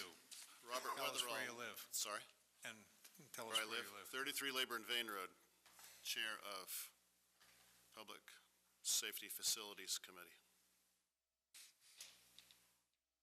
And there is a request. We would like your support in the article in which we ask the town to vote to fund the feasibility study for a new public safety facility.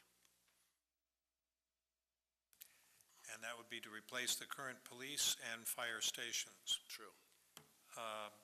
Just out of curiosity, when I saw this, how did you arrive at 140,000? I mean, we just lived through the period of designing a new elementary school, which was many, many more times that. Is 140 enough to do such a complicated feasibility study? I won't hang this all on Chief Nickus, but Chief Nickus did a lot of legwork, and he has a great amount of experience, having served on previous efforts. Many. Yeah. Also, he has connections in the field, and so he's able to look around at towns that have recently undergone or undertaken such projects to find out what has been paid for such a study, and the number actually comes in slightly less. We requested the 140,000, thinking that it would certainly be a safe ceiling. Okay, so at this point, if the question comes up at town meeting, we can say best available sources suggested this as a ballpark figure. Well, it's not, it's a ballpark supported by evidence from some comparable towns in Massachusetts. Okay. Recent experience in comparable towns in Massachusetts. Considering a vote in favor of this, I know we are occasionally accused of coming to town meeting with one estimate, and then when the dust clears, it turns out to be more. So you're fairly comfortable as chairman of the committee that this is pretty decent estimate at this point. I'm comfortable, and I defer to Linda as well, who's been an extraordinarily valuable member of the committee. And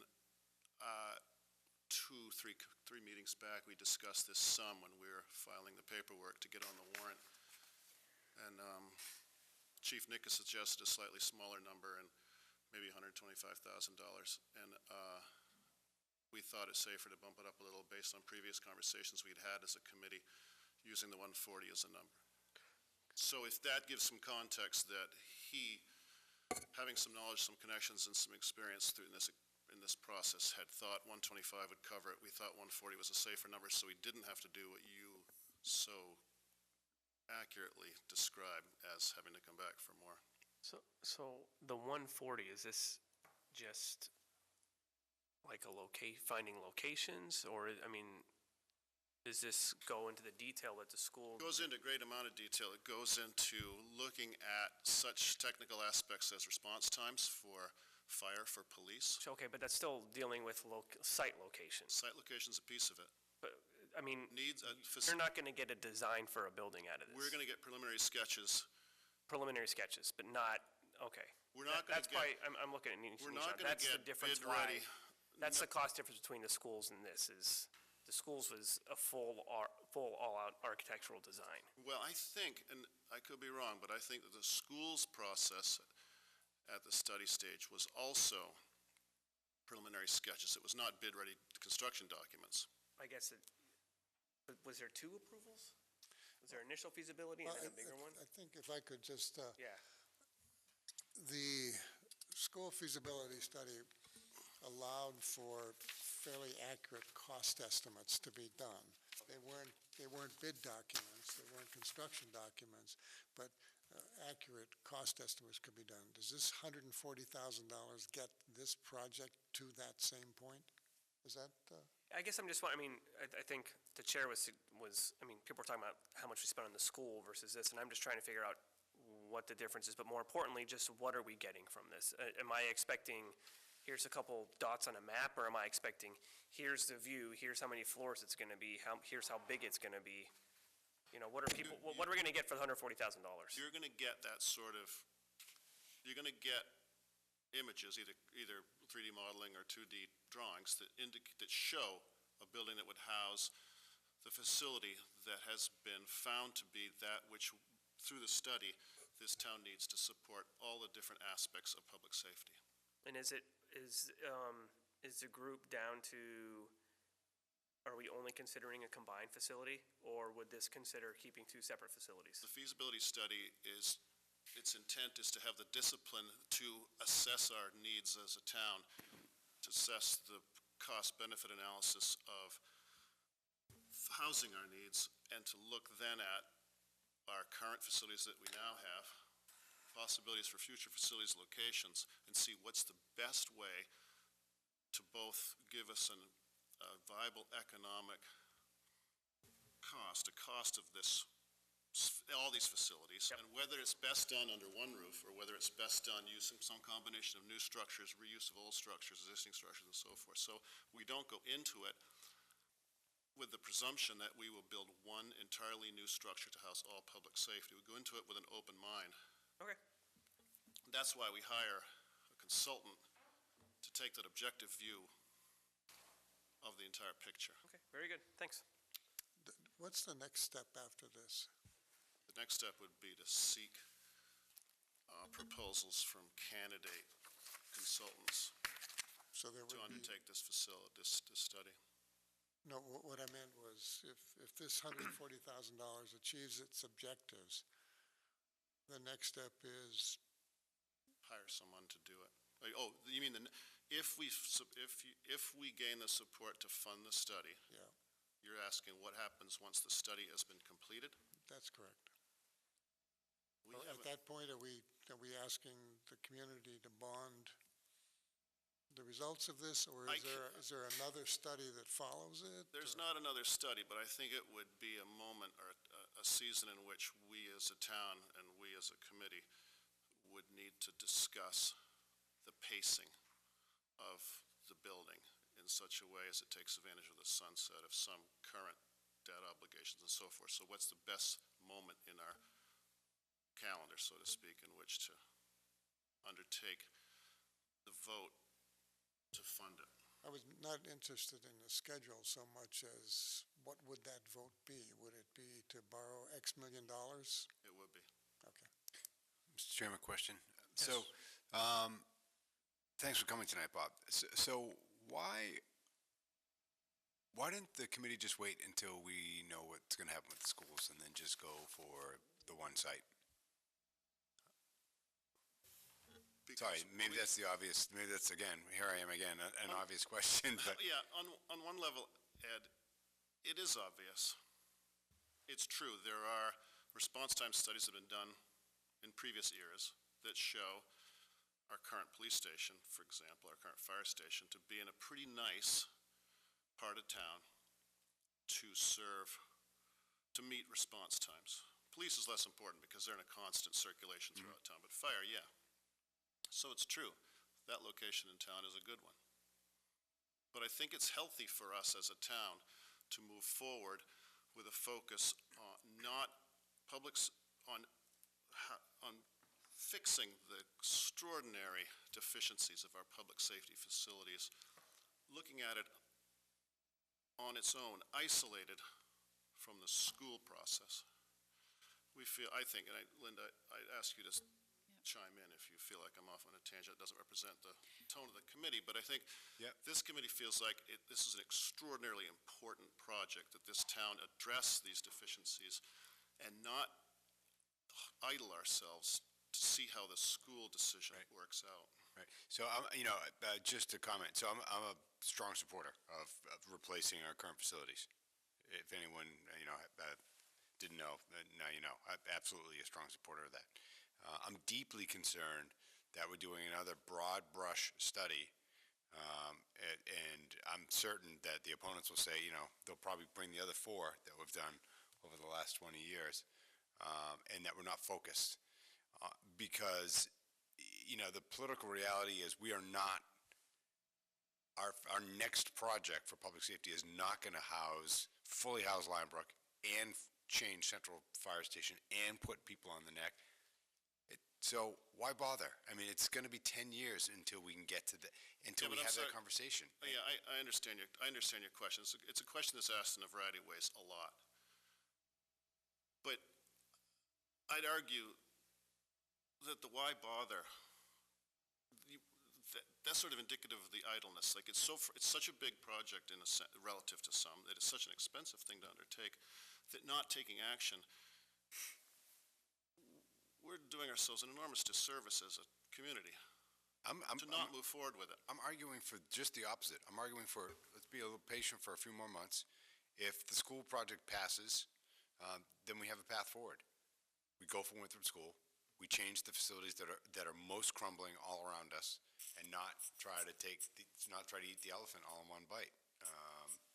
Which a broad study that talks about all our public safety needs across the town is trying to eat the elephant all in one bite. It's not wise, and this is what we did last time. Fortunately, I wasn't on the board at the time, but that's what we did when we were down at the memorial, as I recall. There was a proposal, and it mushroomed, and then it lost support, and we're heading in that same direction. Which one are you talking about? Are you talking about the one down by the Elm War Street? Memorial? The Elm Yeah. Street project? No, there was one in one of my natural breaks, because being a selectman, sometimes you need a break. So I was off in between terms, and it was when Charlie, who I think was the director of public safety, when there was a proposal to do the War Memorial, and that project, as I recall, started off as a police station, and then it kind of ballooned. That's when you say War Memorial, because you mean, yes, what I think of, we think of as a committee as the Elm Street. Elm Street. Not the War I'm sorry, I didn't hear what you said. Yes, I agree. That same project a couple of years ago. I don't want to draw too big of a parallel, and I don't think I need to. You could remove that and say, look at where we are as a community with what we need and how much we're going to be spending over the next 5 years. We have a $3 million water budget, and we've got one road that needs to be fixed. That's over $1 million to fix those. I mean, I know that's not a tax burden, but and I know we're supposed to have separate hats, as I argued earlier.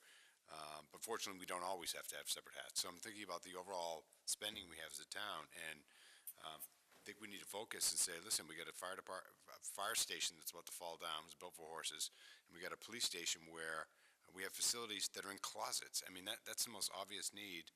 That sells. I mean, to put it bluntly, I mean that resonates with your voters. To put it a little less bluntly. Sort of talking about this overall public safety need, I think, is dangerous, and it's going to hurt our efforts to replace the fire station and the police station. So I think this question might be more for Sarah than it is for Bob. Are they using stabilization money for this? And if they are, why not free cash? We asked for free cash.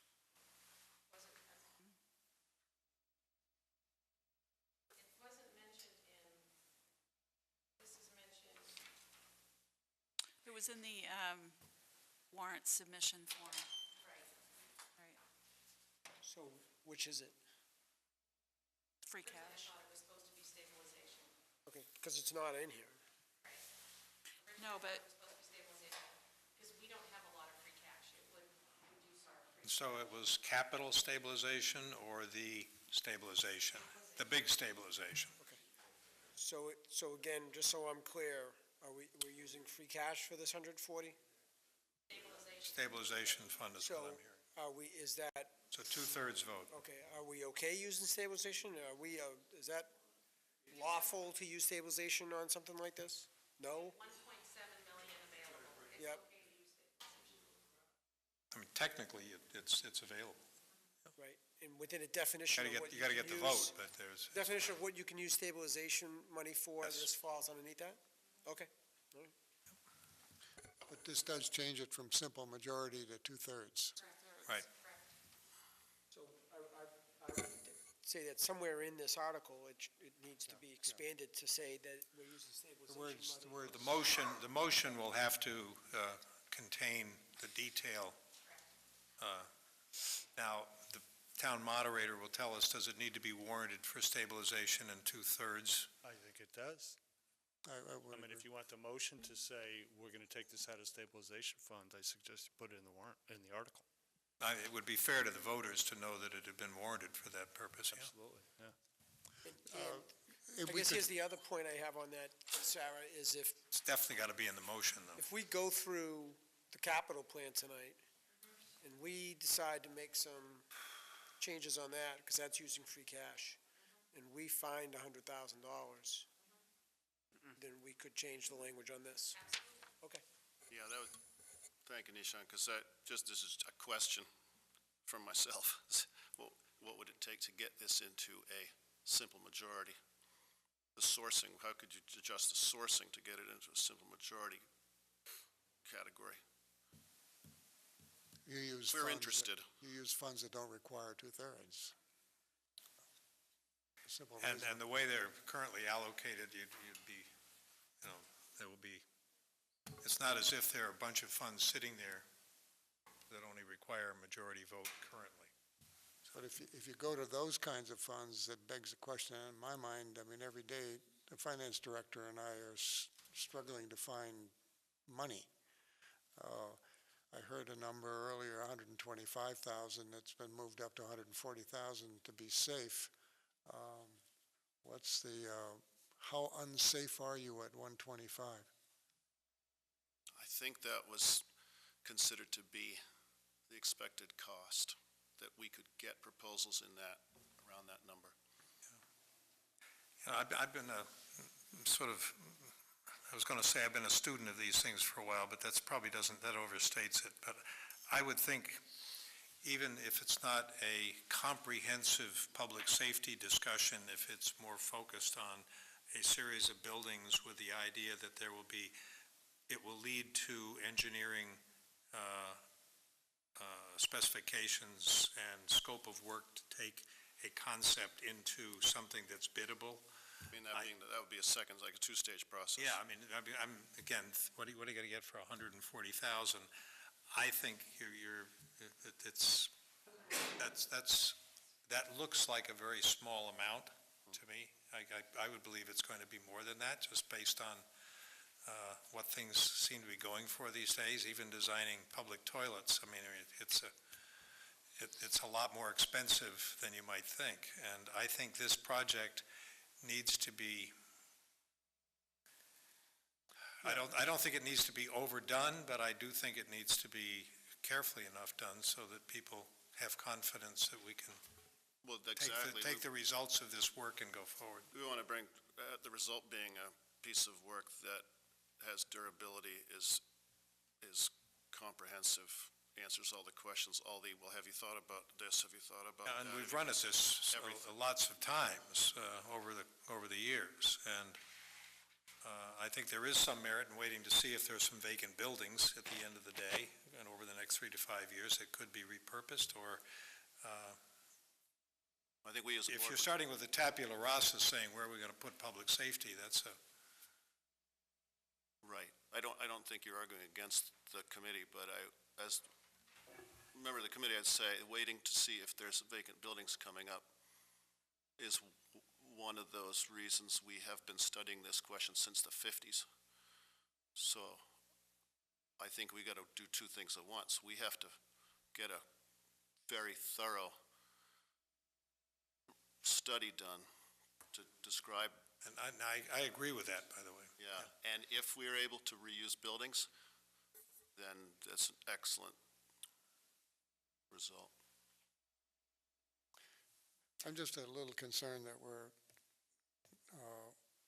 sort of underpricing this. If it cost us $1.5 million to design a $60 million school, and we're looking at a $20 million public safety facility, why aren't we asking for $500,000? For the study? For the feasibility study, and I'm still not quite sure. Well, I'm sorry, I came here to answer questions, not to propose that, but I don't know if you guys have access to the document, but when we came before the town at the last town meeting, there was at the time in the Finance Committee report a bullet point description of the scope of the feasibility study. Okay. There was also, I read it, I presented it at town meeting verbally. So there is one or two documents which describe that scope. The scope. And the scope of the feasibility study. Okay. Yeah. Well, All I can say in answer to your question, Jim, is, yeah, it would be great to ask for more money and not spend it. Get support to spend more money and not use it. But if we come before you with a certain amount of confidence that these studies are being done in towns of a similar demographic, similar size, similar needs, and so forth, then we're coming asking for a number that we think will cover the cost of what we need to accomplish for the sake of the town. And I think, I for one will take you at your word. We'll see how it works. I think it's a little light, but we'll see. Yeah, we hope to prove you wrong. Yeah, well, I stand ready to be proven wrong. Yeah. But I have worked with you on other committees and impressed with the level of detail and care that you bring to it. So it has been suggested that this be modified by some appropriate authority to include in the warrant itself the sourcing. At this moment, what I heard from the town manager, until there's a discussion with the director of finance, it's not clear that there is a source beside the stabilization fund at this point, but it is something that could be looked at. But to have, certainly in the motion, I'm not sure to what extent it has to be warranted for 2/3, but certainly the last time we had confusion over 2/3 versus majority, there were a number of people that screamed foul because they felt that it hadn't been clearly enough articulated. So just in terms of the work of the committee, if we aren't able to find something that will be available for a majority vote, the sooner we let people know. But I also believe that if you're going to build such a facility over time, to seek 2/3 support going into it is not a bad thing. True. I think that level of support would, I think, dampen a lot of the naysayers. Yeah. And it has been walking the halls for 25 years or more that I'm aware of. So. Yeah, we have a study from 1954, I think, that we've passed around at meetings. And to find a study that predates me is not an easy thing, so. Good. All right. Committee, what is your, is there a motion knowing that additional work really should be done on the language? I'm going to move that we support this article with the source to be determined. The source of the funding. Either confirmed or looked at. Right. Yeah. I think it's important that we do this at this time. The results of the study will be good for 10 years anyway, so if we don't do the building right away, we have the results of this, we have the study to go forward with when we're ready. Actually, speaking of studies going forward, is there anything, there was quite an extensive study done with Elm Street. Is there anything there that can be useful in terms of at least configuration, if not location? The piece, and Linda, maybe I shouldn't join the two, but there's a response time study that's valid.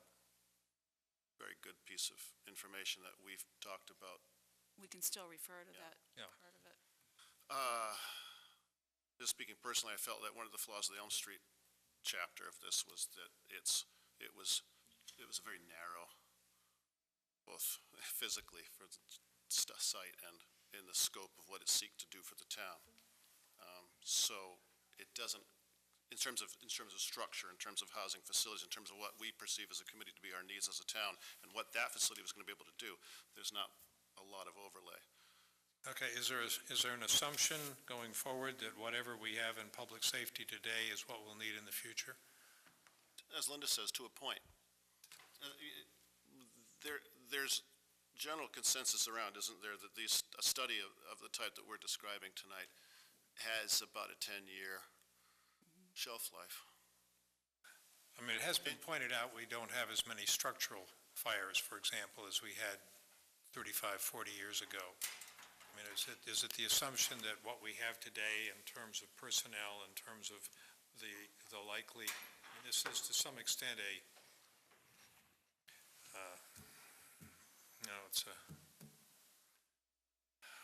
it's kind of a risk analysis is what we're, it's true, but we're building out to provide a kind of an insurance policy here. We've got a lot of articles. Yeah, I know that. Yeah, I've got them here, and I'm still wondering about the $1.40. I'm happy to step aside, but I think for the record, it's worth saying that in the consideration of this project, that we all, as a town, as a select board, any committee that's connected to this, is that public safety is not simply the fire trucks. It's police, obviously, but it's also shellfish, waterways, and as important as any, and maybe more important than any, is communications. And some of these communications, notably, is an increasingly technological aspect of public safety in this town.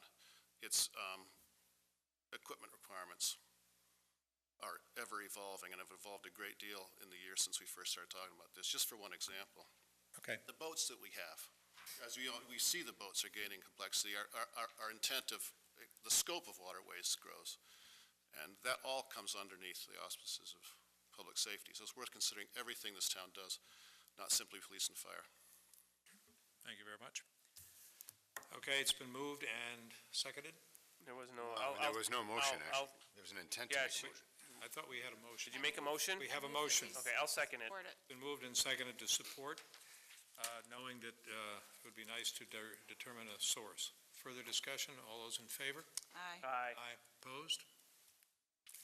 Thank you. Thanks, Bob. Thanks, Bob.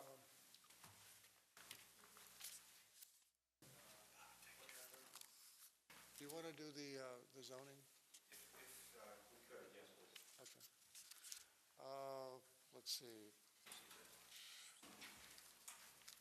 17 and 18? Correct. Hello again, Heidi Pack, Chair of the Planning Board, with Ethan Parsons, the Senior Planner.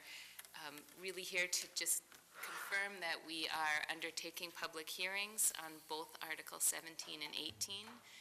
They will be happening next week, and we look forward to turning around our final synopsis and draft for the warrant at that time and letting you know at your meeting where things stand and what the board voted on. So we're certainly not looking for your vote tonight, but we'll be updating you when our process is complete. Would you anticipate changes in the wording? Only minor ones, and changes to the synopsis so that they're more clear and easy to read for the general public. And specifically, we were talking about Articles 17, which is mixed-use commercial residential buildings in the town center, and 18, which has to do with the open space preservation development. 18 is a definitions change and a change to one of the criteria concerning common driveways. Okay, and 18 seems to be connected rather specifically to the Kozaneski property, is that correct? Correct, it could be applied more broadly later, but that is the impetus for it at this point. And in 2 or 3 words, basically it would do what? It would correct a flawed definition that was not anticipated when the bylaw was written, which has to do with the definition of contiguous property. The Kozaneski property is bisected by a road, and that was not foreseen when it was written, so we'll be correcting that definition. And, that would give the town, it would give the developer design flexibility, which would in turn allow the planning board in the town to gain more public benefit. So the point is that if you have properties that are basically alongside of each other, but there's a road between them, if they're owned by the same party, some of the contiguous qualities could still be apply. a benefit, correct? Okay. Any other questions on the part of the board? Just one. I asked this at your hearing the other night, but unfortunately, ICAM did not tape that part of the meeting. So what properties downtown does Article 17 apply to?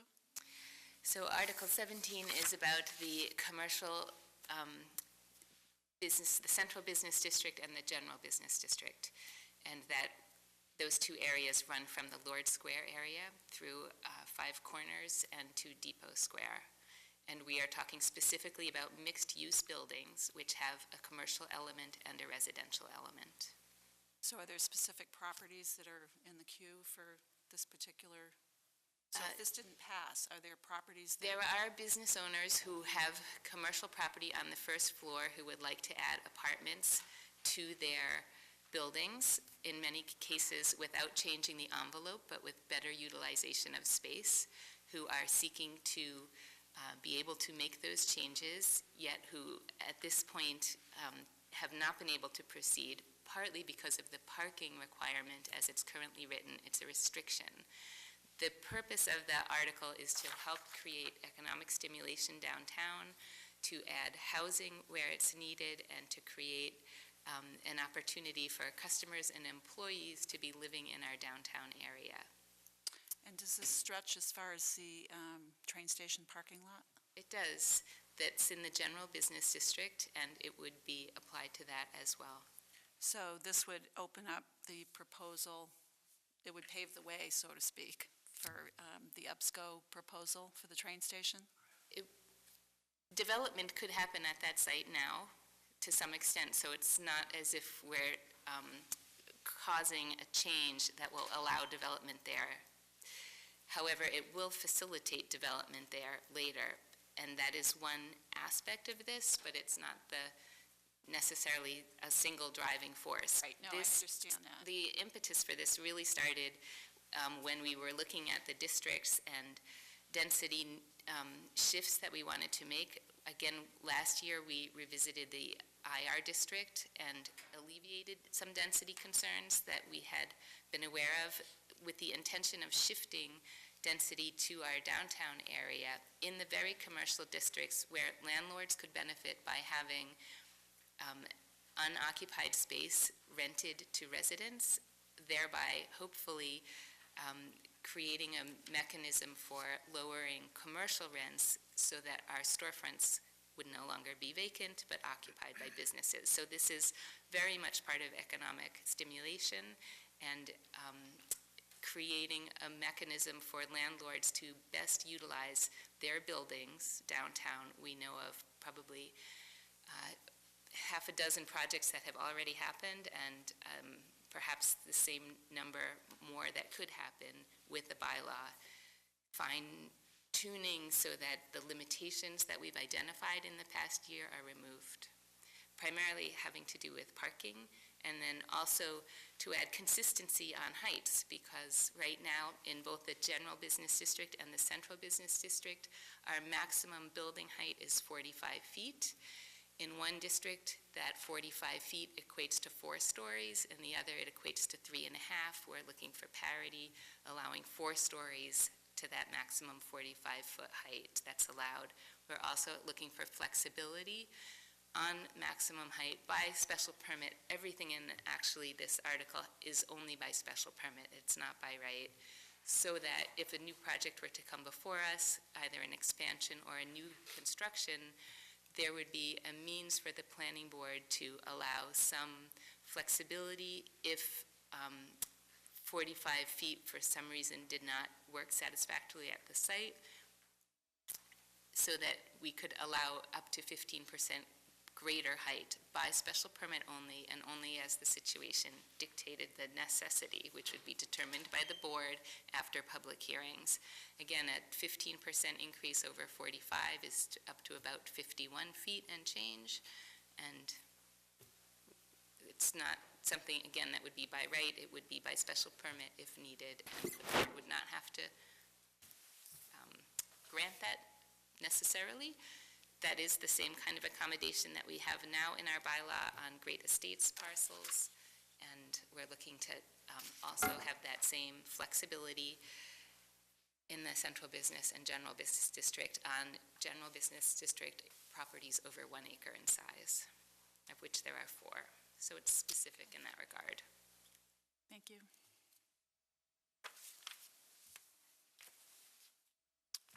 Further questions, comments? Since we are not going to take action on this tonight, I think we are finished. We'll be back on April 2nd, I believe, to tell you how our hearings go.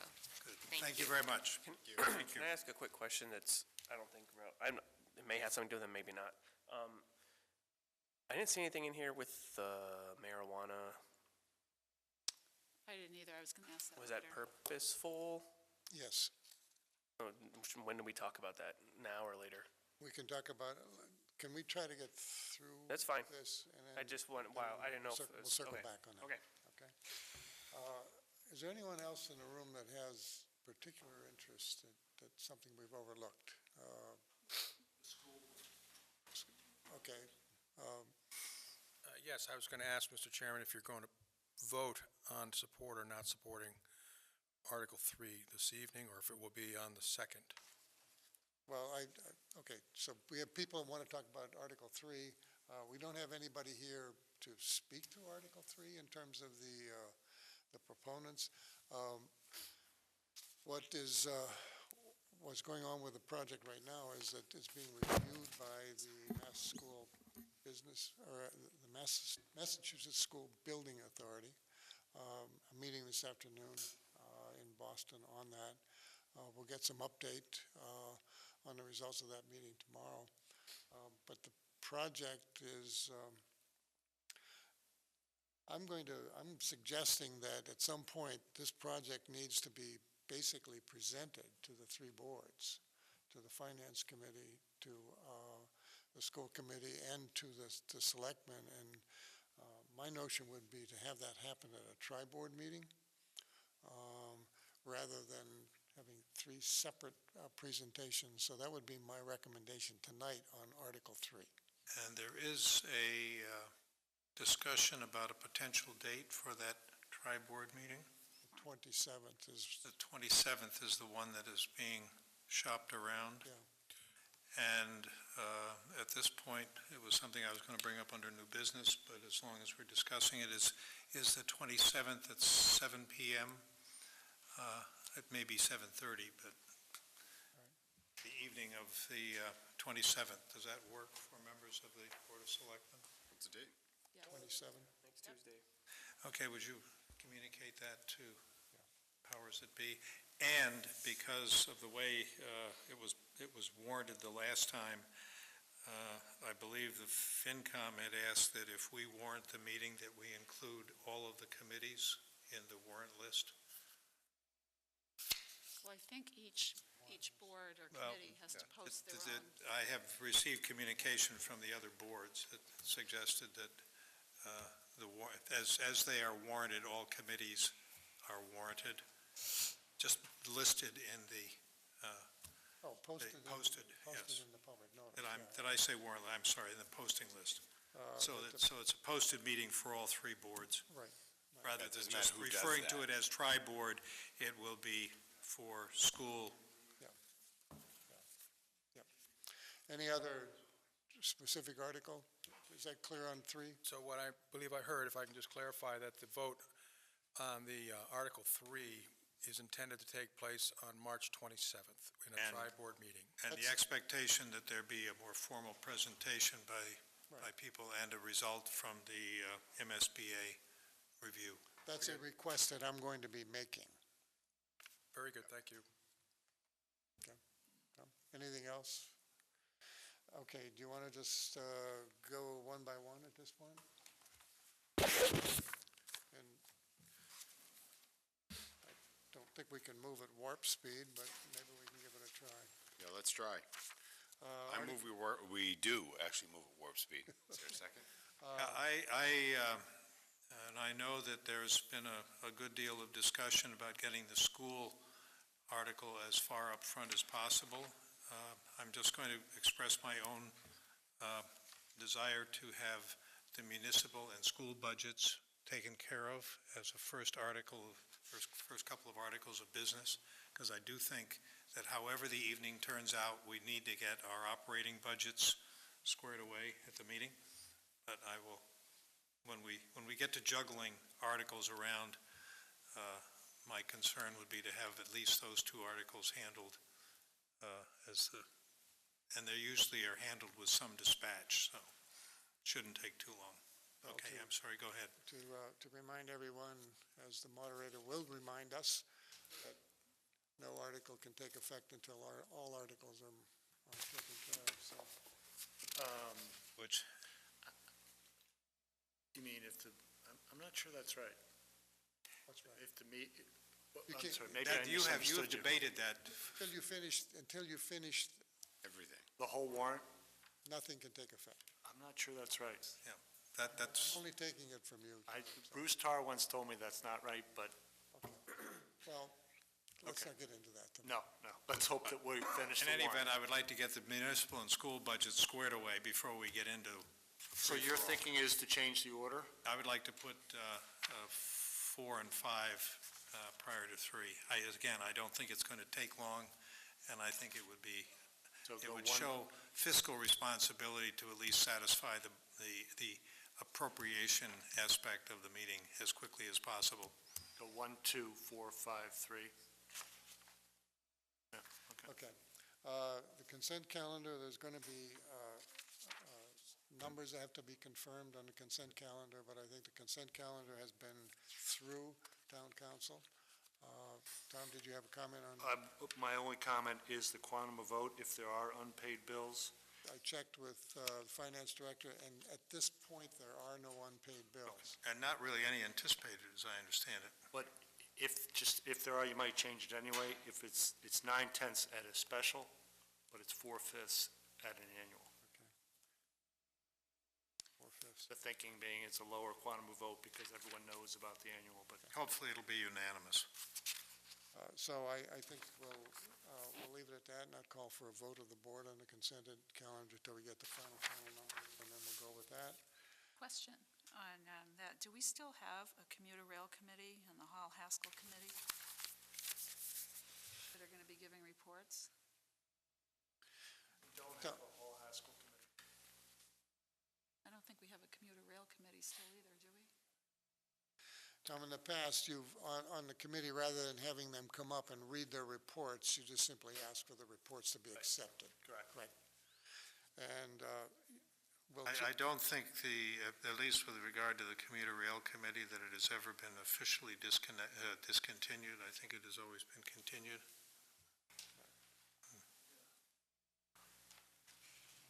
That's the same with the Hall Haskell committee, although it hasn't reported, and I believe there's a bylaw that says if they don't report, they dissolve.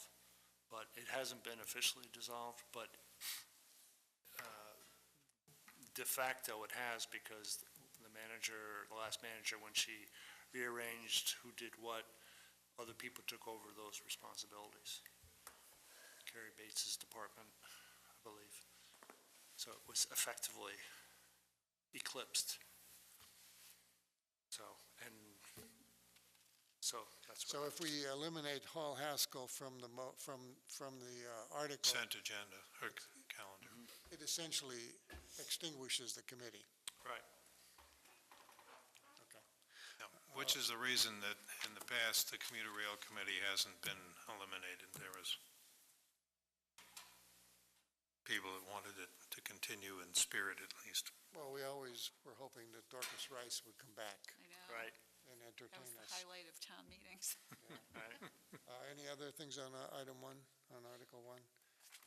Article 2 is the Finance Committee report. No action required by the board. Finance committee election. So you're going to go through these, you're not going to Are we vote going to on vote these on now? number 1 or not? Article 1? I said there'll be some number changes, and you might want to see what those numbers look Okay, like. all right. before- Okay. Thought I Okay, heard that. before. Okay. Finance Committee election until we know who's nominated, no position to be taken. Okay. Uh, I don't recall who is up for reelection. Rob White.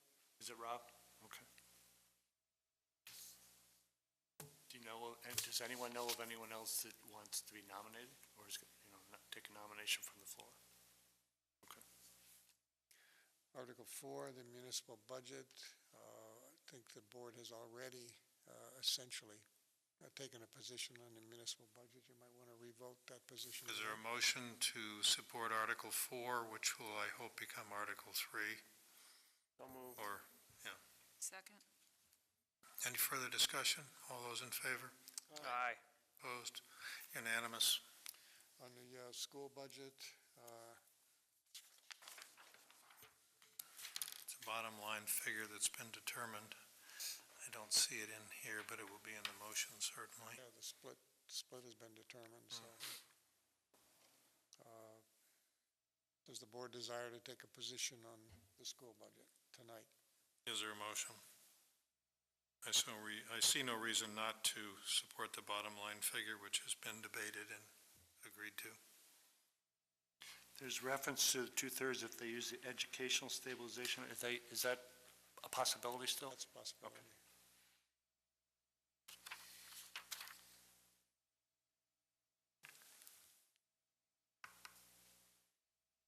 So did we have a motion, or did I miss it, or? I haven't heard it. I mean, can we, You don't have to vote tonight. are we allowed to just do a bulk article? Can we do general support for 5, 6, 7, No, you vote on 8? an article. We have to vote all one at a time? Yeah. Or not, or wait. I don't, do we know what Whittier is, just out of It's a curiosity? cleaner record if you do them individually. 520,000. And that's a good figure? What did we do with the school budget? Did we vote that? Did we not vote it before we start jumping ahead? Is there a motion on? But we don't have the number, right? Yes, we do. Yeah. We know what it is. It's been, I don't have it on the top of my head, but town finance director has it. Was that Whittier? Was that? Is it baked? Is it done, Sarah? No, Is it- they're going back to school, number 5. I don't have the number off the top of my head. Is it done? Base budget, yes. It's a dead deal. Move we support Article 5. Second. Thank you. All those in favor? Aye. Opposed? Thank you very much. 5-0 in I favor. move we recommend Article 6 at town meeting. We have that number now, though, don't we? She said 520. Think it's okay to recommend that? I second his motion. To recommend at town meeting? Yep. Okay, it's been moved in second to Radom. Any further discussion? A question, just, so, if you could, just, what's the benefit of doing it at town meeting instead of now? The school budget, normally we have slightly more information. I just thought maybe we'd get a little bit of information on what's in the budget. Sometimes we find with the Whittier budget that something comes from left field that we as a community didn't expect. Also, I would note that, so the school committee did no, they haven't recommended. We also, on this one, tend to take the lead of the school committee, and I don't see that they've recommended it. Okay. Thanks. Okay, Essex Tech, same thing? We haven't voted on Article 6. No, I'm wondering if there's a Radom, or what do you want to do? We'll see when we get there. Let's vote on Article 6. All those in favor? Aye. Opposed? Thank you. So that's recommend support, So 6? That's a Radom. Radom, okay. 7, Essex County Technical. Move the recommended town meeting. 189,000. How much is it again? 189,000. And that's a pretty good final, you think? Okay. Is there a motion to recommend at town meeting? I move to recommend at town meeting. Second. It's moved and seconded. All those in favor? Aye. Opposed? Thank you. The next article, Article 8, is to transfer funds to the school funds to the Education Stabilization Fund. I don't have a number yet. Right. I move we do take no action. Well, I don't have to move. I suggest we take no action tonight.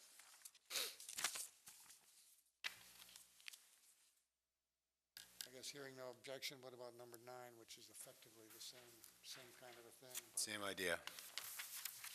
No action? Okay, 8 and 9, no action. Capital plan, I want to come back to because it's also on the agenda. So I'm going to ask for no action there. Article 11 is to borrow $1.5 million for water main. I think when the water manager presented the budget for the water department, she explained the program with respect to water main replacements, sections of a number of different roads in town. And that's a $1.5 million borrowing, and it was all part of the budget that she presented. Move we support Article 11. Second. Moved and seconded, further discussion.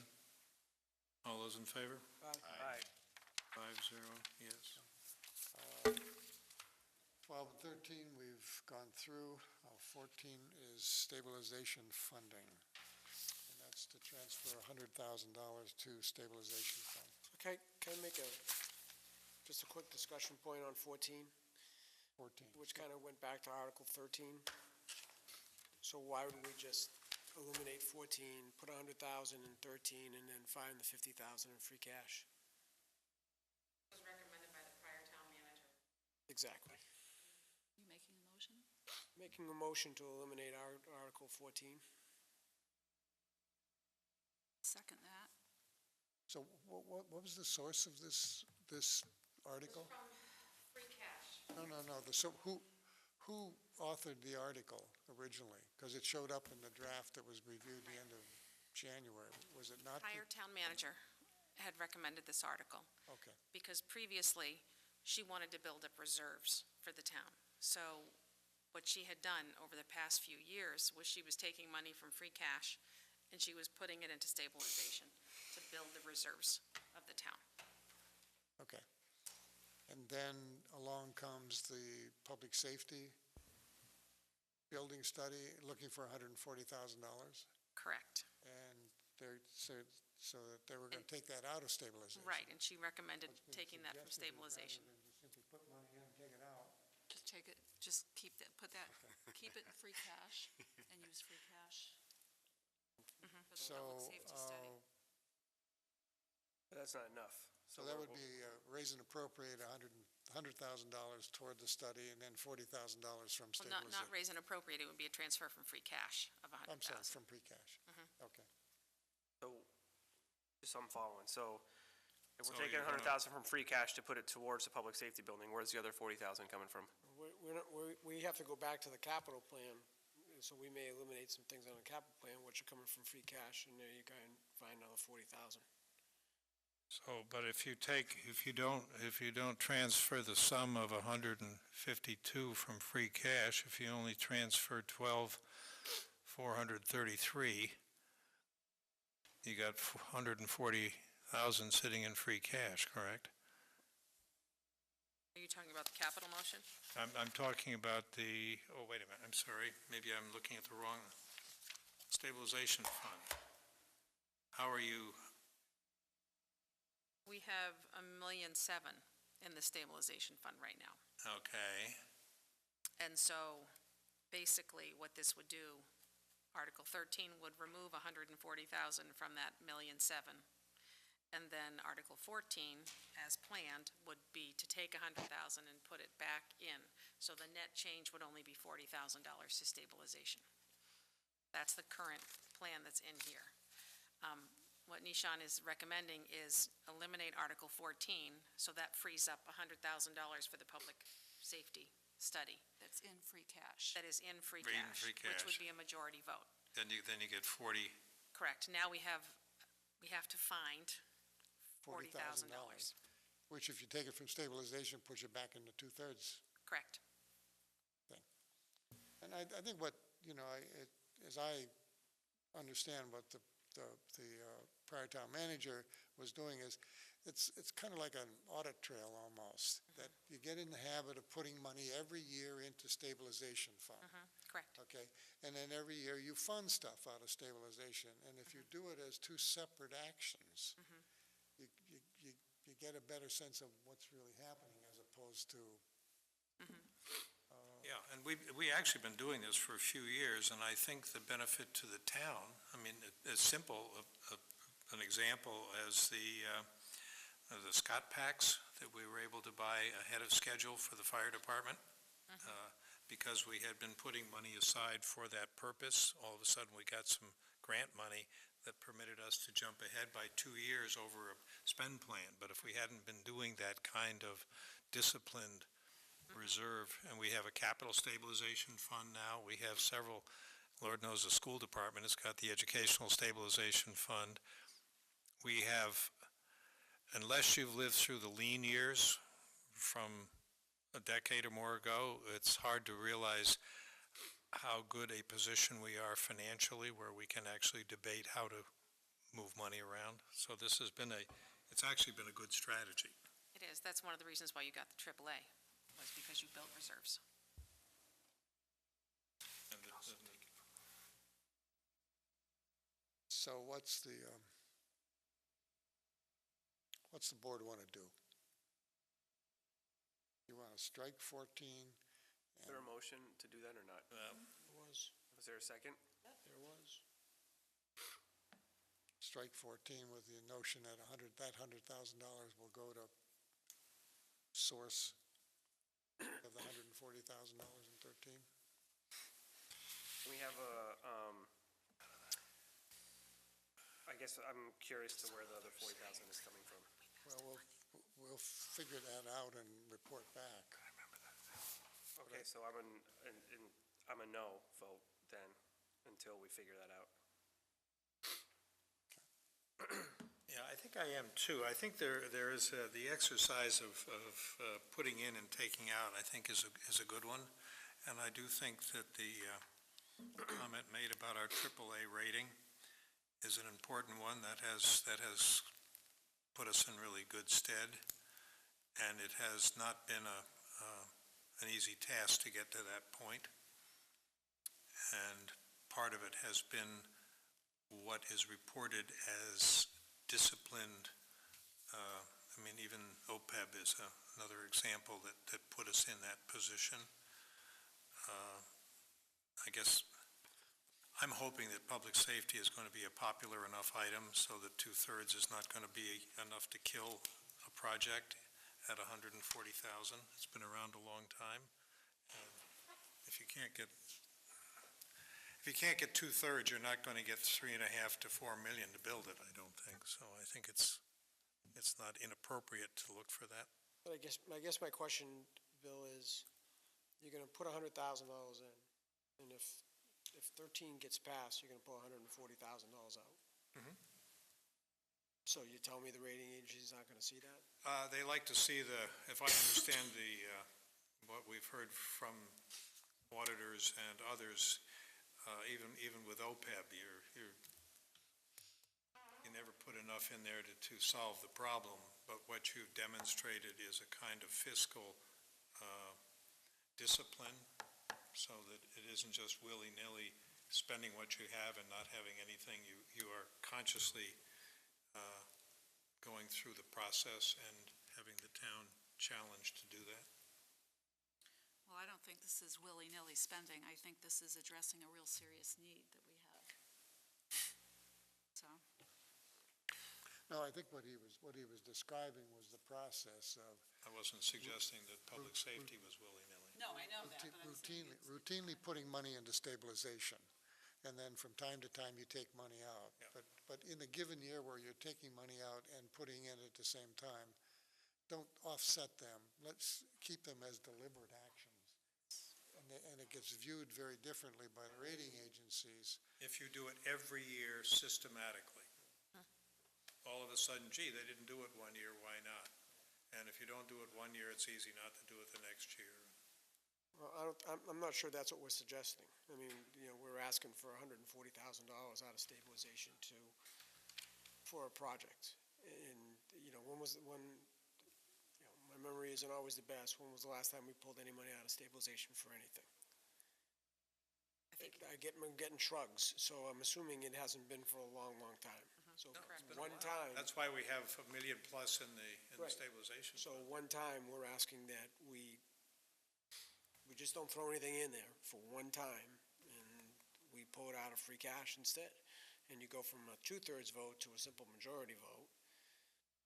And I don't think it's, when you look at the capital plan, I think we really try hard enough, I think we can easily find $40,000 out of that capital plan. Yeah, I'm not going to fall on the sword for this. I just want us to have gone through the exercise of saying, why is it and why does it make sense? It isn't just some, again, arbitrary decision to put stuff in stabilization. There's been a reason and there's been a positive consequence as a result of that. And when she got that started and kept it going, I commended her. I think it was great. It helped the town, and I still think it's a great idea. One time, we're asking, because you're throwing 100,000 out, you're taking 140 out. You put 100 in, take 140 out. What's the point? I can't imagine a rating agency doesn't exactly look at that and say, okay. That's true. Trust me, it's not my argument. This is Okay. all your Okay. opinion. I mean, So- the other option And is possibly. what the rating bodies do is a mystery to everybody. I want to be clear about that. I don't know why. I mean, there is another town meeting in the fall, so if there was more free cash then, that's a We can deal with possibility it too. then. I'm just putting it out there, so. Just so you know, if you do the 13, take it out of stabilization fund, you need to put that term in the article, because that avoids the scope problem. So, can't move on without a vote of some sort. Well, I mean, if we're not going to put we got to take Article 14 off the table, I guess, if we're not Is there going a motion on the floor? For 14, yeah. His motion to strike 14, and he opposed it. Linda seconded, right? Yes. So it's not just that we're not putting money in, we're taking that article out of there and not going to invest in the stabilization fund. Right. Okay. Further discussion, all those in favor? Aye. Aye. Opposed? Opposed. I'm opposed. I think we should keep the discipline for now, for this town meeting. What I'm hearing is a 3-2 vote. Actually, I'm going to go with the other two that are opposed. So I'm hearing a 3-2 vote to keep. Okay.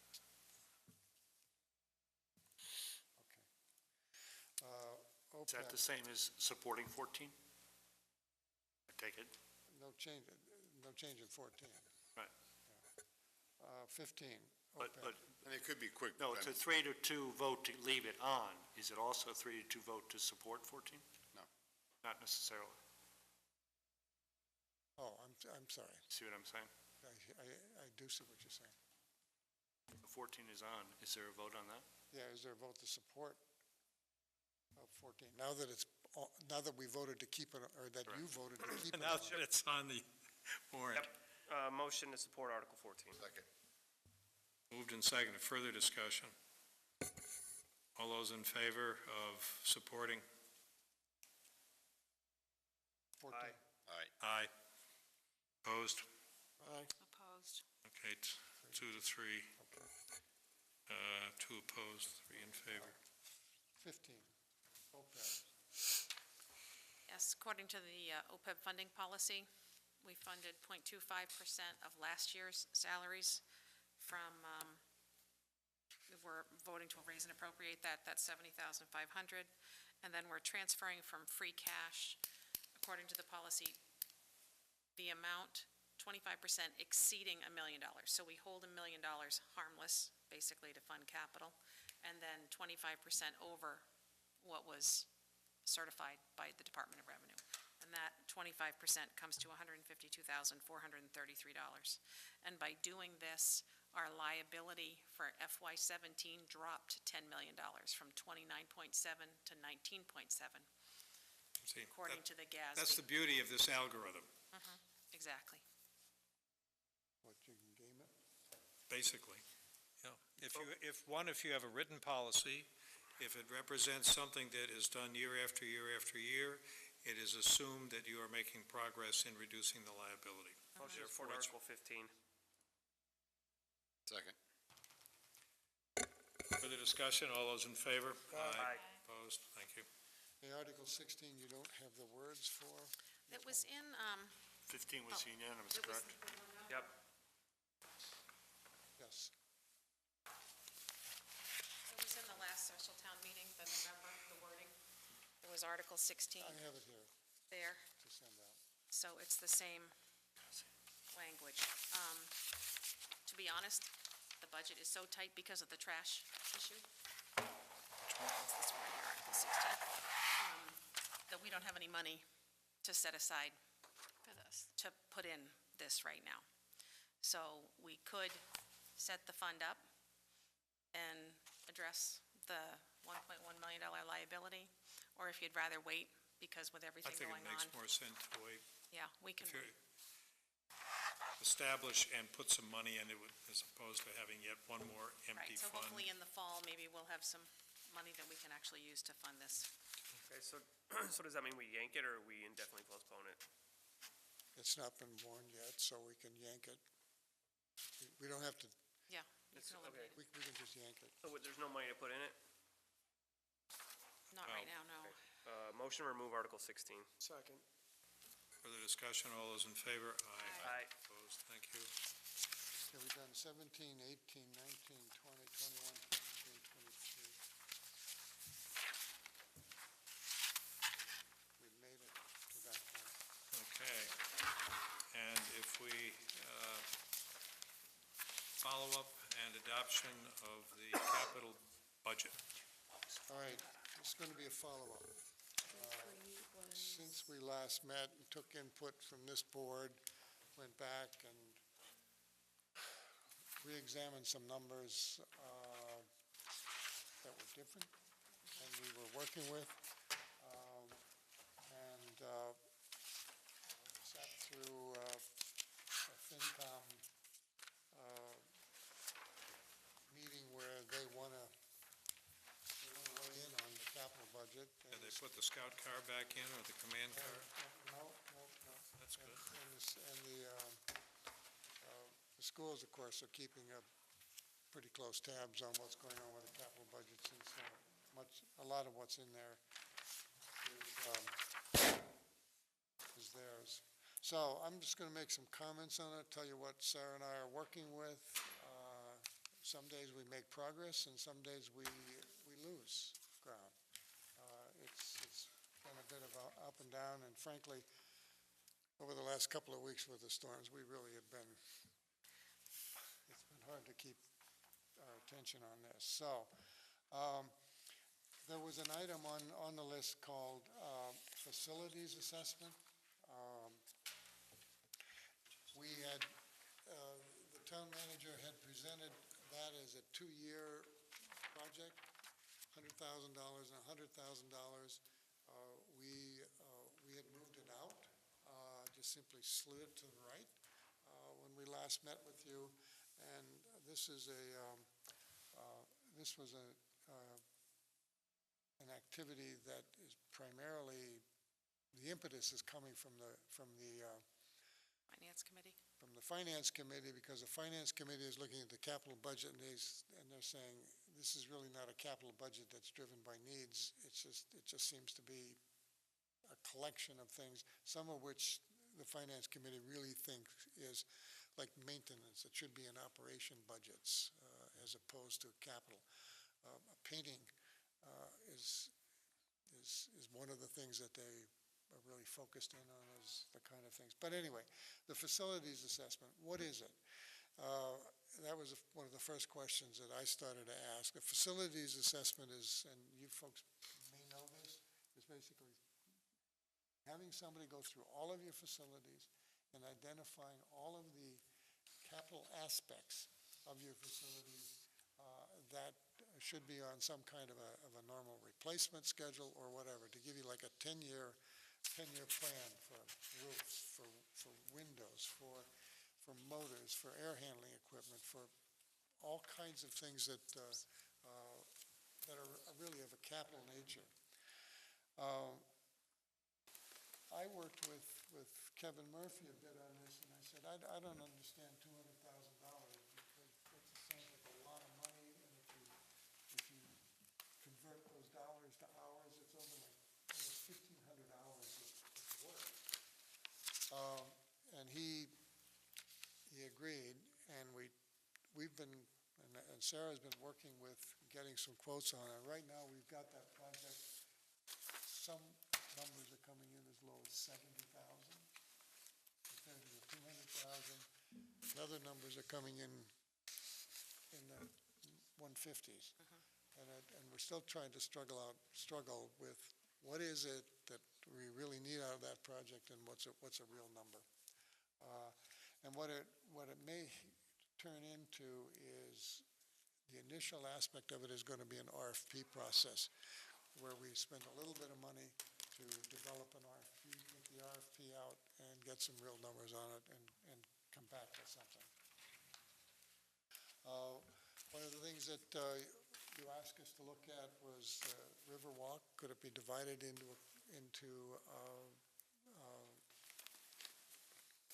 Phases? a phased project? And Glenn has done some work. And Glenn, do you just want to speak to that for a second?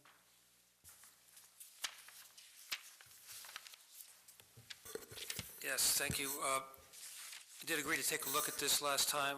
We mentioned at the time that this project is already phased. Phase 1, that would take the project up to the Farley Brook outfall, and Phase 2, that would extend the project to Market Street. And so I expressed concerns at that time whether it would be feasible to do a further phasing of the Phase 1.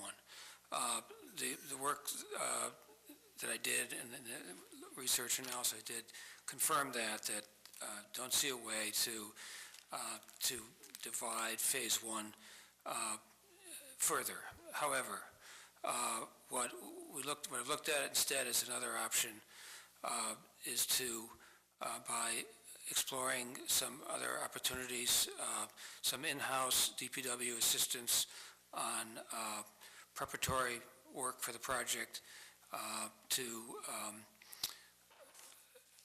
looking at making some adjustments to a couple of the cost estimates, and then 3, to identifying some costs that could be picked up by private contributions for some of the furniture in the walkway, that we could reduce our capital budget request from $90,000 to $75,000.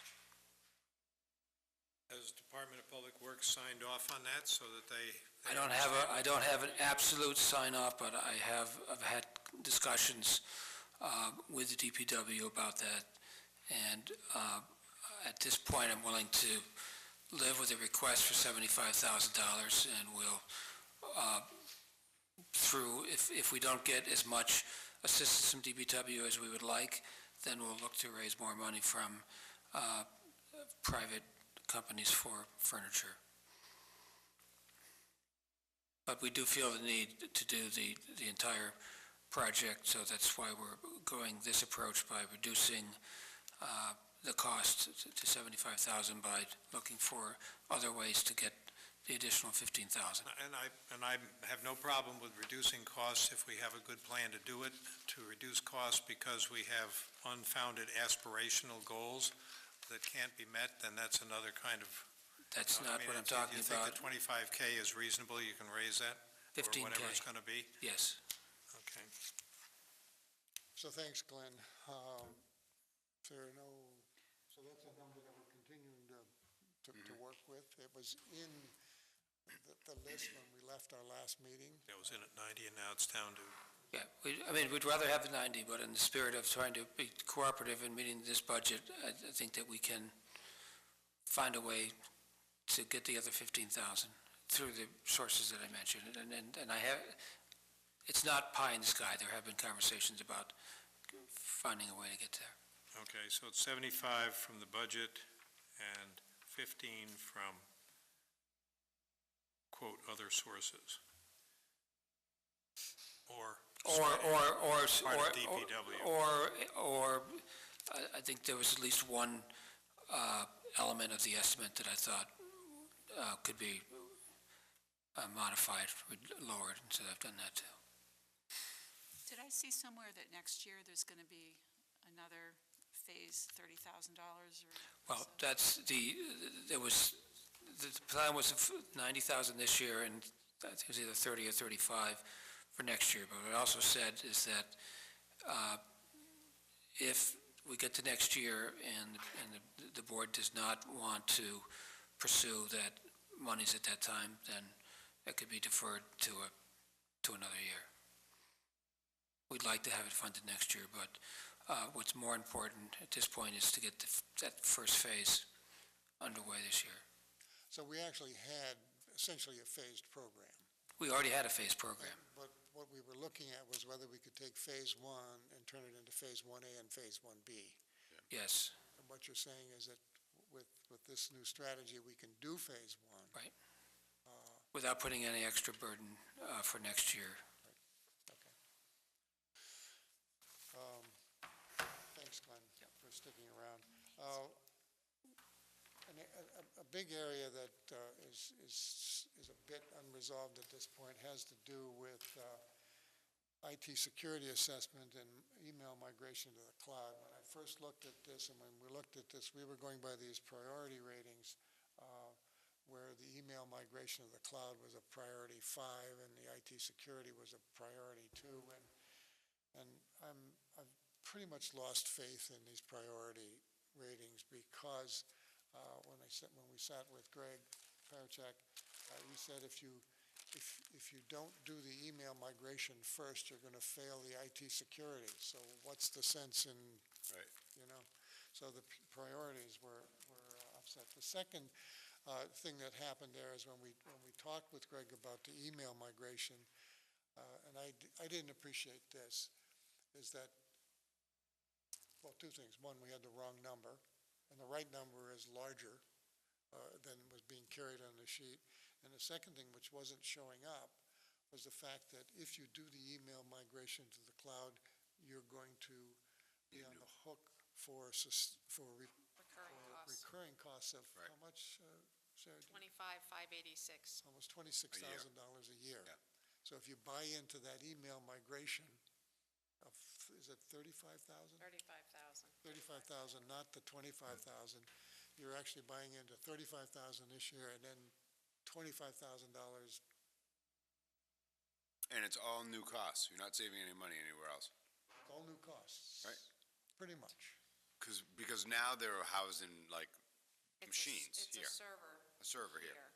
But it was a homegrown product, as I understand it, from Greg, that he developed from a sole source himself, but it's no longer supported. Right. And the other, I'll make a couple of other comments. I think I already made this one, that I looked through the list and I find it to be an odd mixture of items, some of which are truly capital and others which really aren't. And I don't know, there should be a long-term fix to that.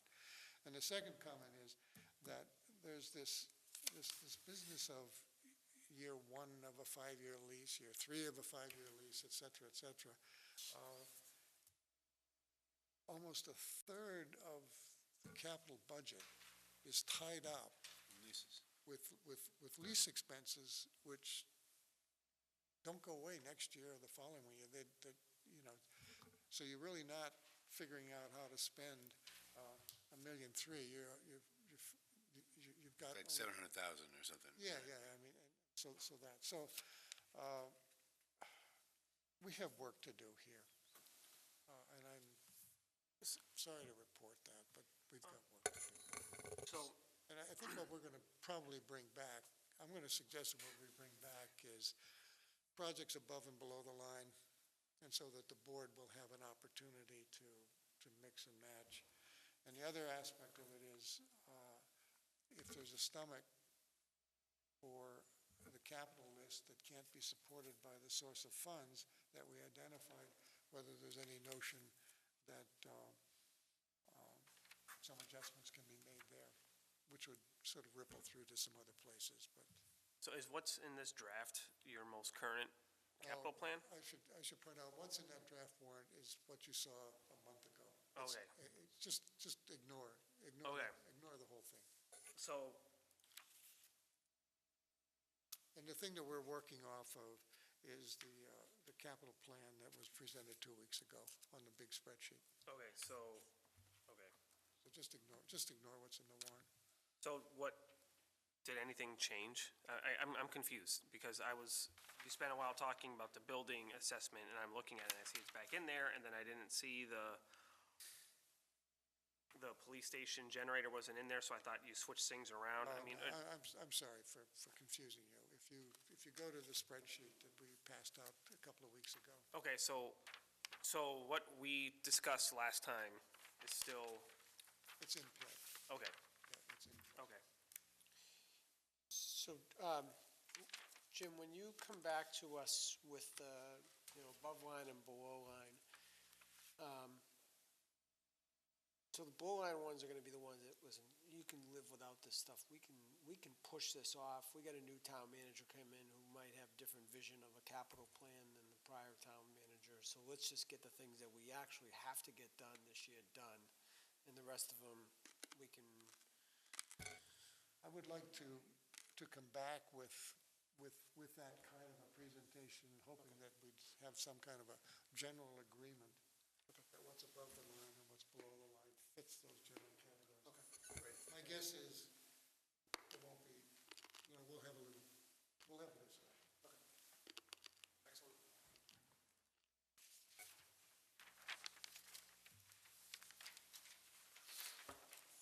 And that's what I have on the capital item number. Okay, so I guess the conclusion to that discussion is more to come. Yes. All right? And it has to come soon. Yeah, yes, please. And is that something that we will be getting piecemeal, or will it come as part of the next packet? When do you see this beginning to materialize? I think we should, within Some of it's a series of value judgments and discussions, so it's not as if you're, again, starting with a tabula rasa, it's a matter of resorting. Am I understanding that? I think that's so. And, every day we get a visit from somebody whose ox has been gored. See, that's the difference between the private sector and public service. You get visited. No, I had plenty of that in the private sector, too. No, I think you all are doing the right thing, doing a good job. The one thing you commented on, which I can understand at a superficial level would cause concern. Gee, why are you lease purchasing and not getting it out of the way? A couple of years when we have drilled into that, it made some kind of sense to do that.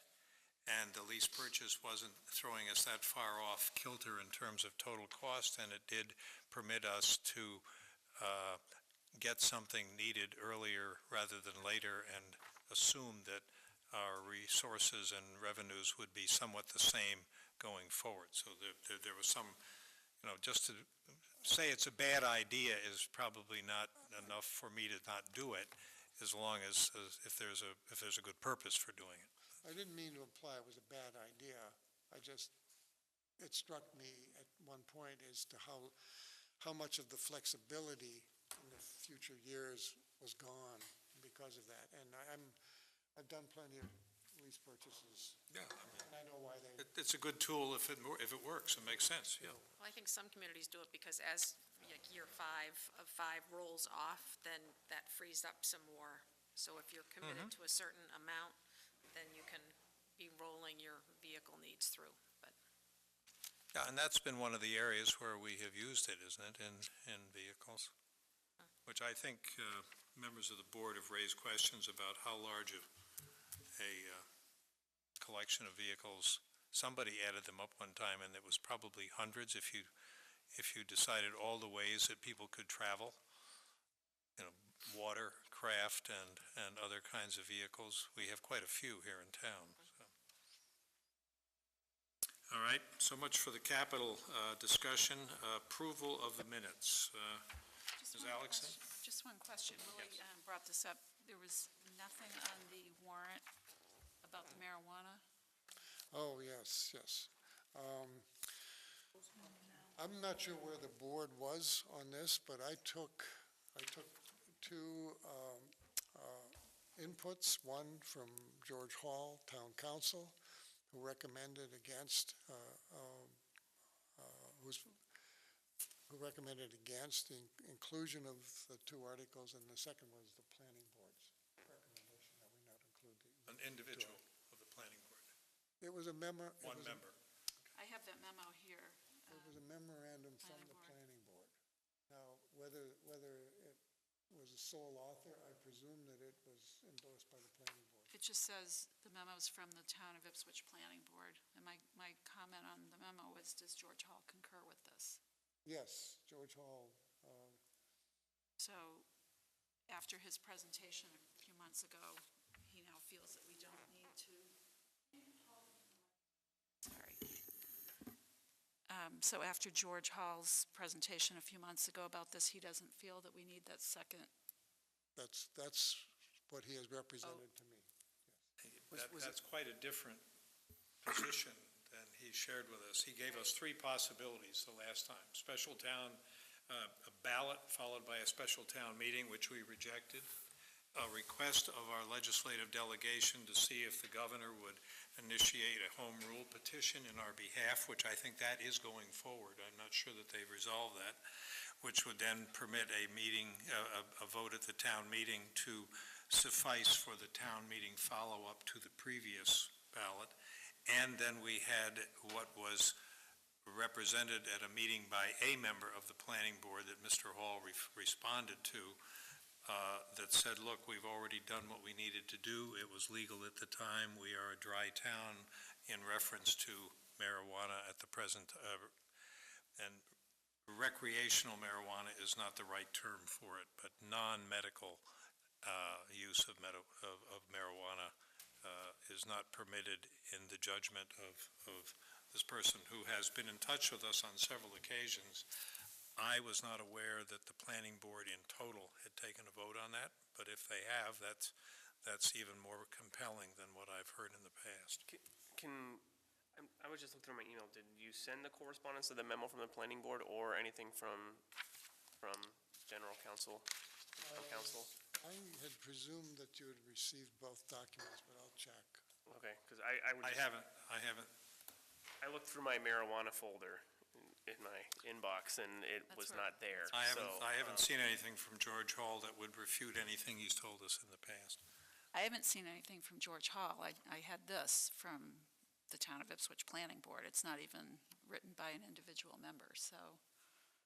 Okay, so if you could forward anything to us, just so I could, just so we can know. Okay. And I did note in the Boston Globe, they had done sort of a census of the number of communities that have taken action, waiting to see further developments on the part of the commission with regard to non-medical access to marijuana.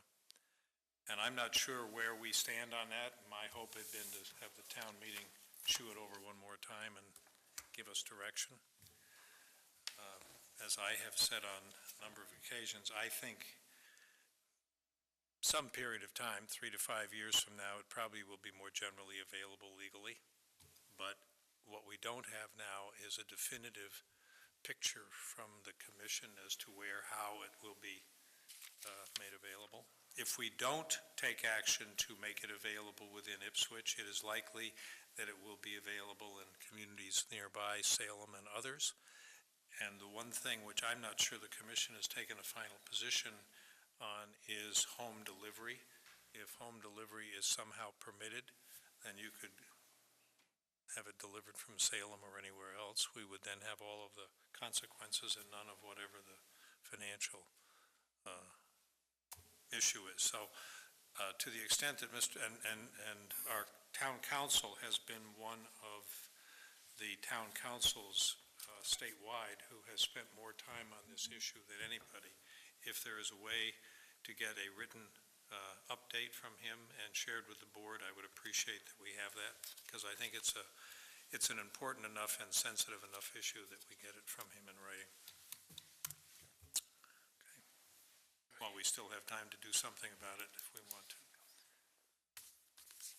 Mr. Chairman, Yes, I don't think we closed the public hearing. I think you're right. Is there a motion to close the public hearing on the warrant? So moved. Second. Further discussion? Anyone in the audience want to be heard on that? All those in favor of closing the warrant hearing? Aye. Aye. Opposed? Thank you very much. Okay, with regard to the approval of the minutes, Ms. Alexson? So we still have a few sets of minutes to go over, and I'm going to suggest that we hold off on those until the chairman and I can sit down and go through each of them and put our edits together. In the interest of the lateness of the hour and the time and so on, okay? And in deference to our clerk, rather than having sit around here for another hour and listen to us, so thank you. With the consent of the board, general consent, we will deal with minutes at some future meeting. The consent agenda, is there a motion? Second. Moved and seconded. Further discussion? All those in favor? Aye. Opposed? Thank you very much. Further report from the town manager. Yes, quickly, the police chief has completed a Lord Square speed study that was prompted by citizens' complaint about traffic in the area. Conclusion was that there's no basis for changing the speed limit, and he did the study in anticipation of an agenda item on this matter scheduled for late May, tentatively scheduled for late May. Based on experiences with emergency communication and messaging during the recent storm events, I've directed Lieutenant Hubbard in Emergency Management to do a complete review of this matter and recommend modifications or additions to improve upon what we have.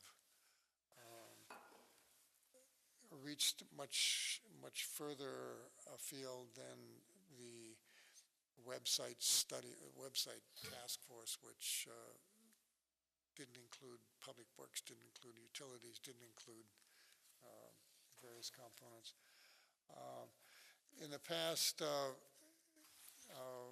the legal ad for the warrant was a booklet that was printed and inserted in the Ipswich Chronicle.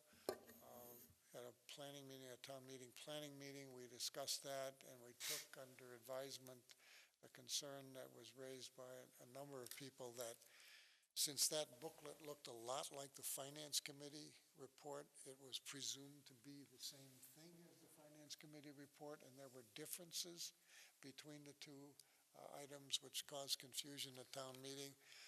So we are going to go to the prior practice of publishing the warrant as a legal ad, not as a booklet. It also saves us some money.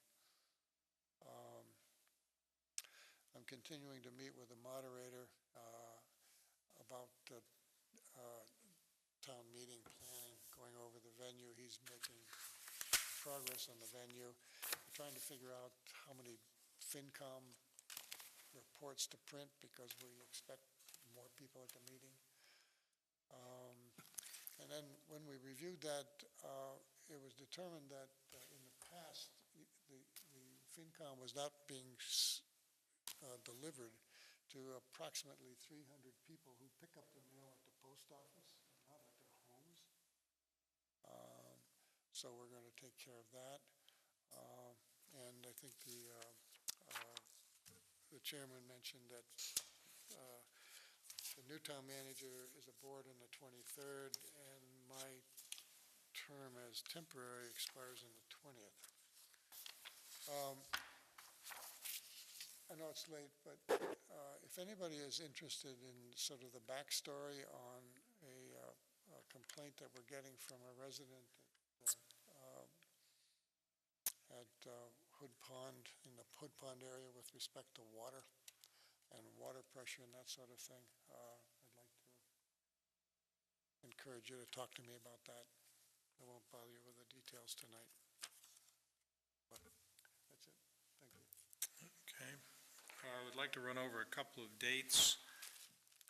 Let's see. Tonight on the 21st, there's going to be an audit committee meeting, and that is going to be at 7:30. And that will be in room C. On the 22nd is a Finance Committee meeting. And members of the Board of Selectmen certainly are encouraged to sit in on that. We have, at the request of the town manager, added a meeting on the 26th, which would be a Monday night at 7 o'clock. Is that still on your Yeah, give to-do me, list? give me one day on that. We did a lot tonight, and maybe we don't need that. I think that if there's a desire to talk about marijuana articles, that would be the night to do it. I think that There is quite a bit of citizen interest about that, so. I mean, I think whatever I would default to town council. I was just, okay. I just wanted to make sure it wasn't an. Let me send So some. I'd heard something actually just today about it too, but I think I was just wondering what the backstory was. I don't have a desire to talk about it. Let me send something out to the board tomorrow and get a sense of whether they want to convene for that. I mean, also, Okay. could we, just one quick suggestion is, I guess we could tail a little bit before or after the tri-board meeting if we have that on Tuesday? For that, If we wanted to? No. I mean, I'm just saying it's saving a night. I don't want to meet to talk about it that bad, but it was just. I think you'll find. Well, that we at talk this about it. point, it is tentatively scheduled for the 26th. Keep it on your calendar until we hear from the town Okay. manager. It was requested, and I agreed that we would consider that. And then on the 27th, which was Tuesday night, and I believe that is, again, correct me, is that 7:30? I'm not clear. I have it in my calendar for 7, but usually they do 7:30. So I think it's 7:30, and have requested that the posting, at least from the Board of Selectmen, include all of the committees in terms of the posting. Now, we may be heavily posted for that meeting, but we will be posted up one side and down the other. Well, I think that's what happened at the last tri-board. I think the FinCom might have done that, but we didn't post our own meeting. No, they posted the tri-board meeting and FinCom and the school committee for other reasons, wanted to have a meeting that preceded that. Okay. So that's how it ended up As long as that we're way. posted. There have been 2 of us that were unposted. Other than that, that is all of the new business that I have. I had hoped to share some other material with you tonight, but I did not get to it, so it'll be on the 26th if we have that meeting. and Bill, tomorrow night, FinCom, municipal budgets also. And for those who are on the light subcommittee, Wednesday, the 21st. Wednesday. Want to make it. Just quickly under old business, if I can just add on to this. Now that we're going to be moving along to a new potential human resource person, this could be the opportune time for us to move payroll back to where it came from, which was in the finance department. I'd like to at least have it on the agenda, if not. I'm not opposed to that, as that was reviewed today.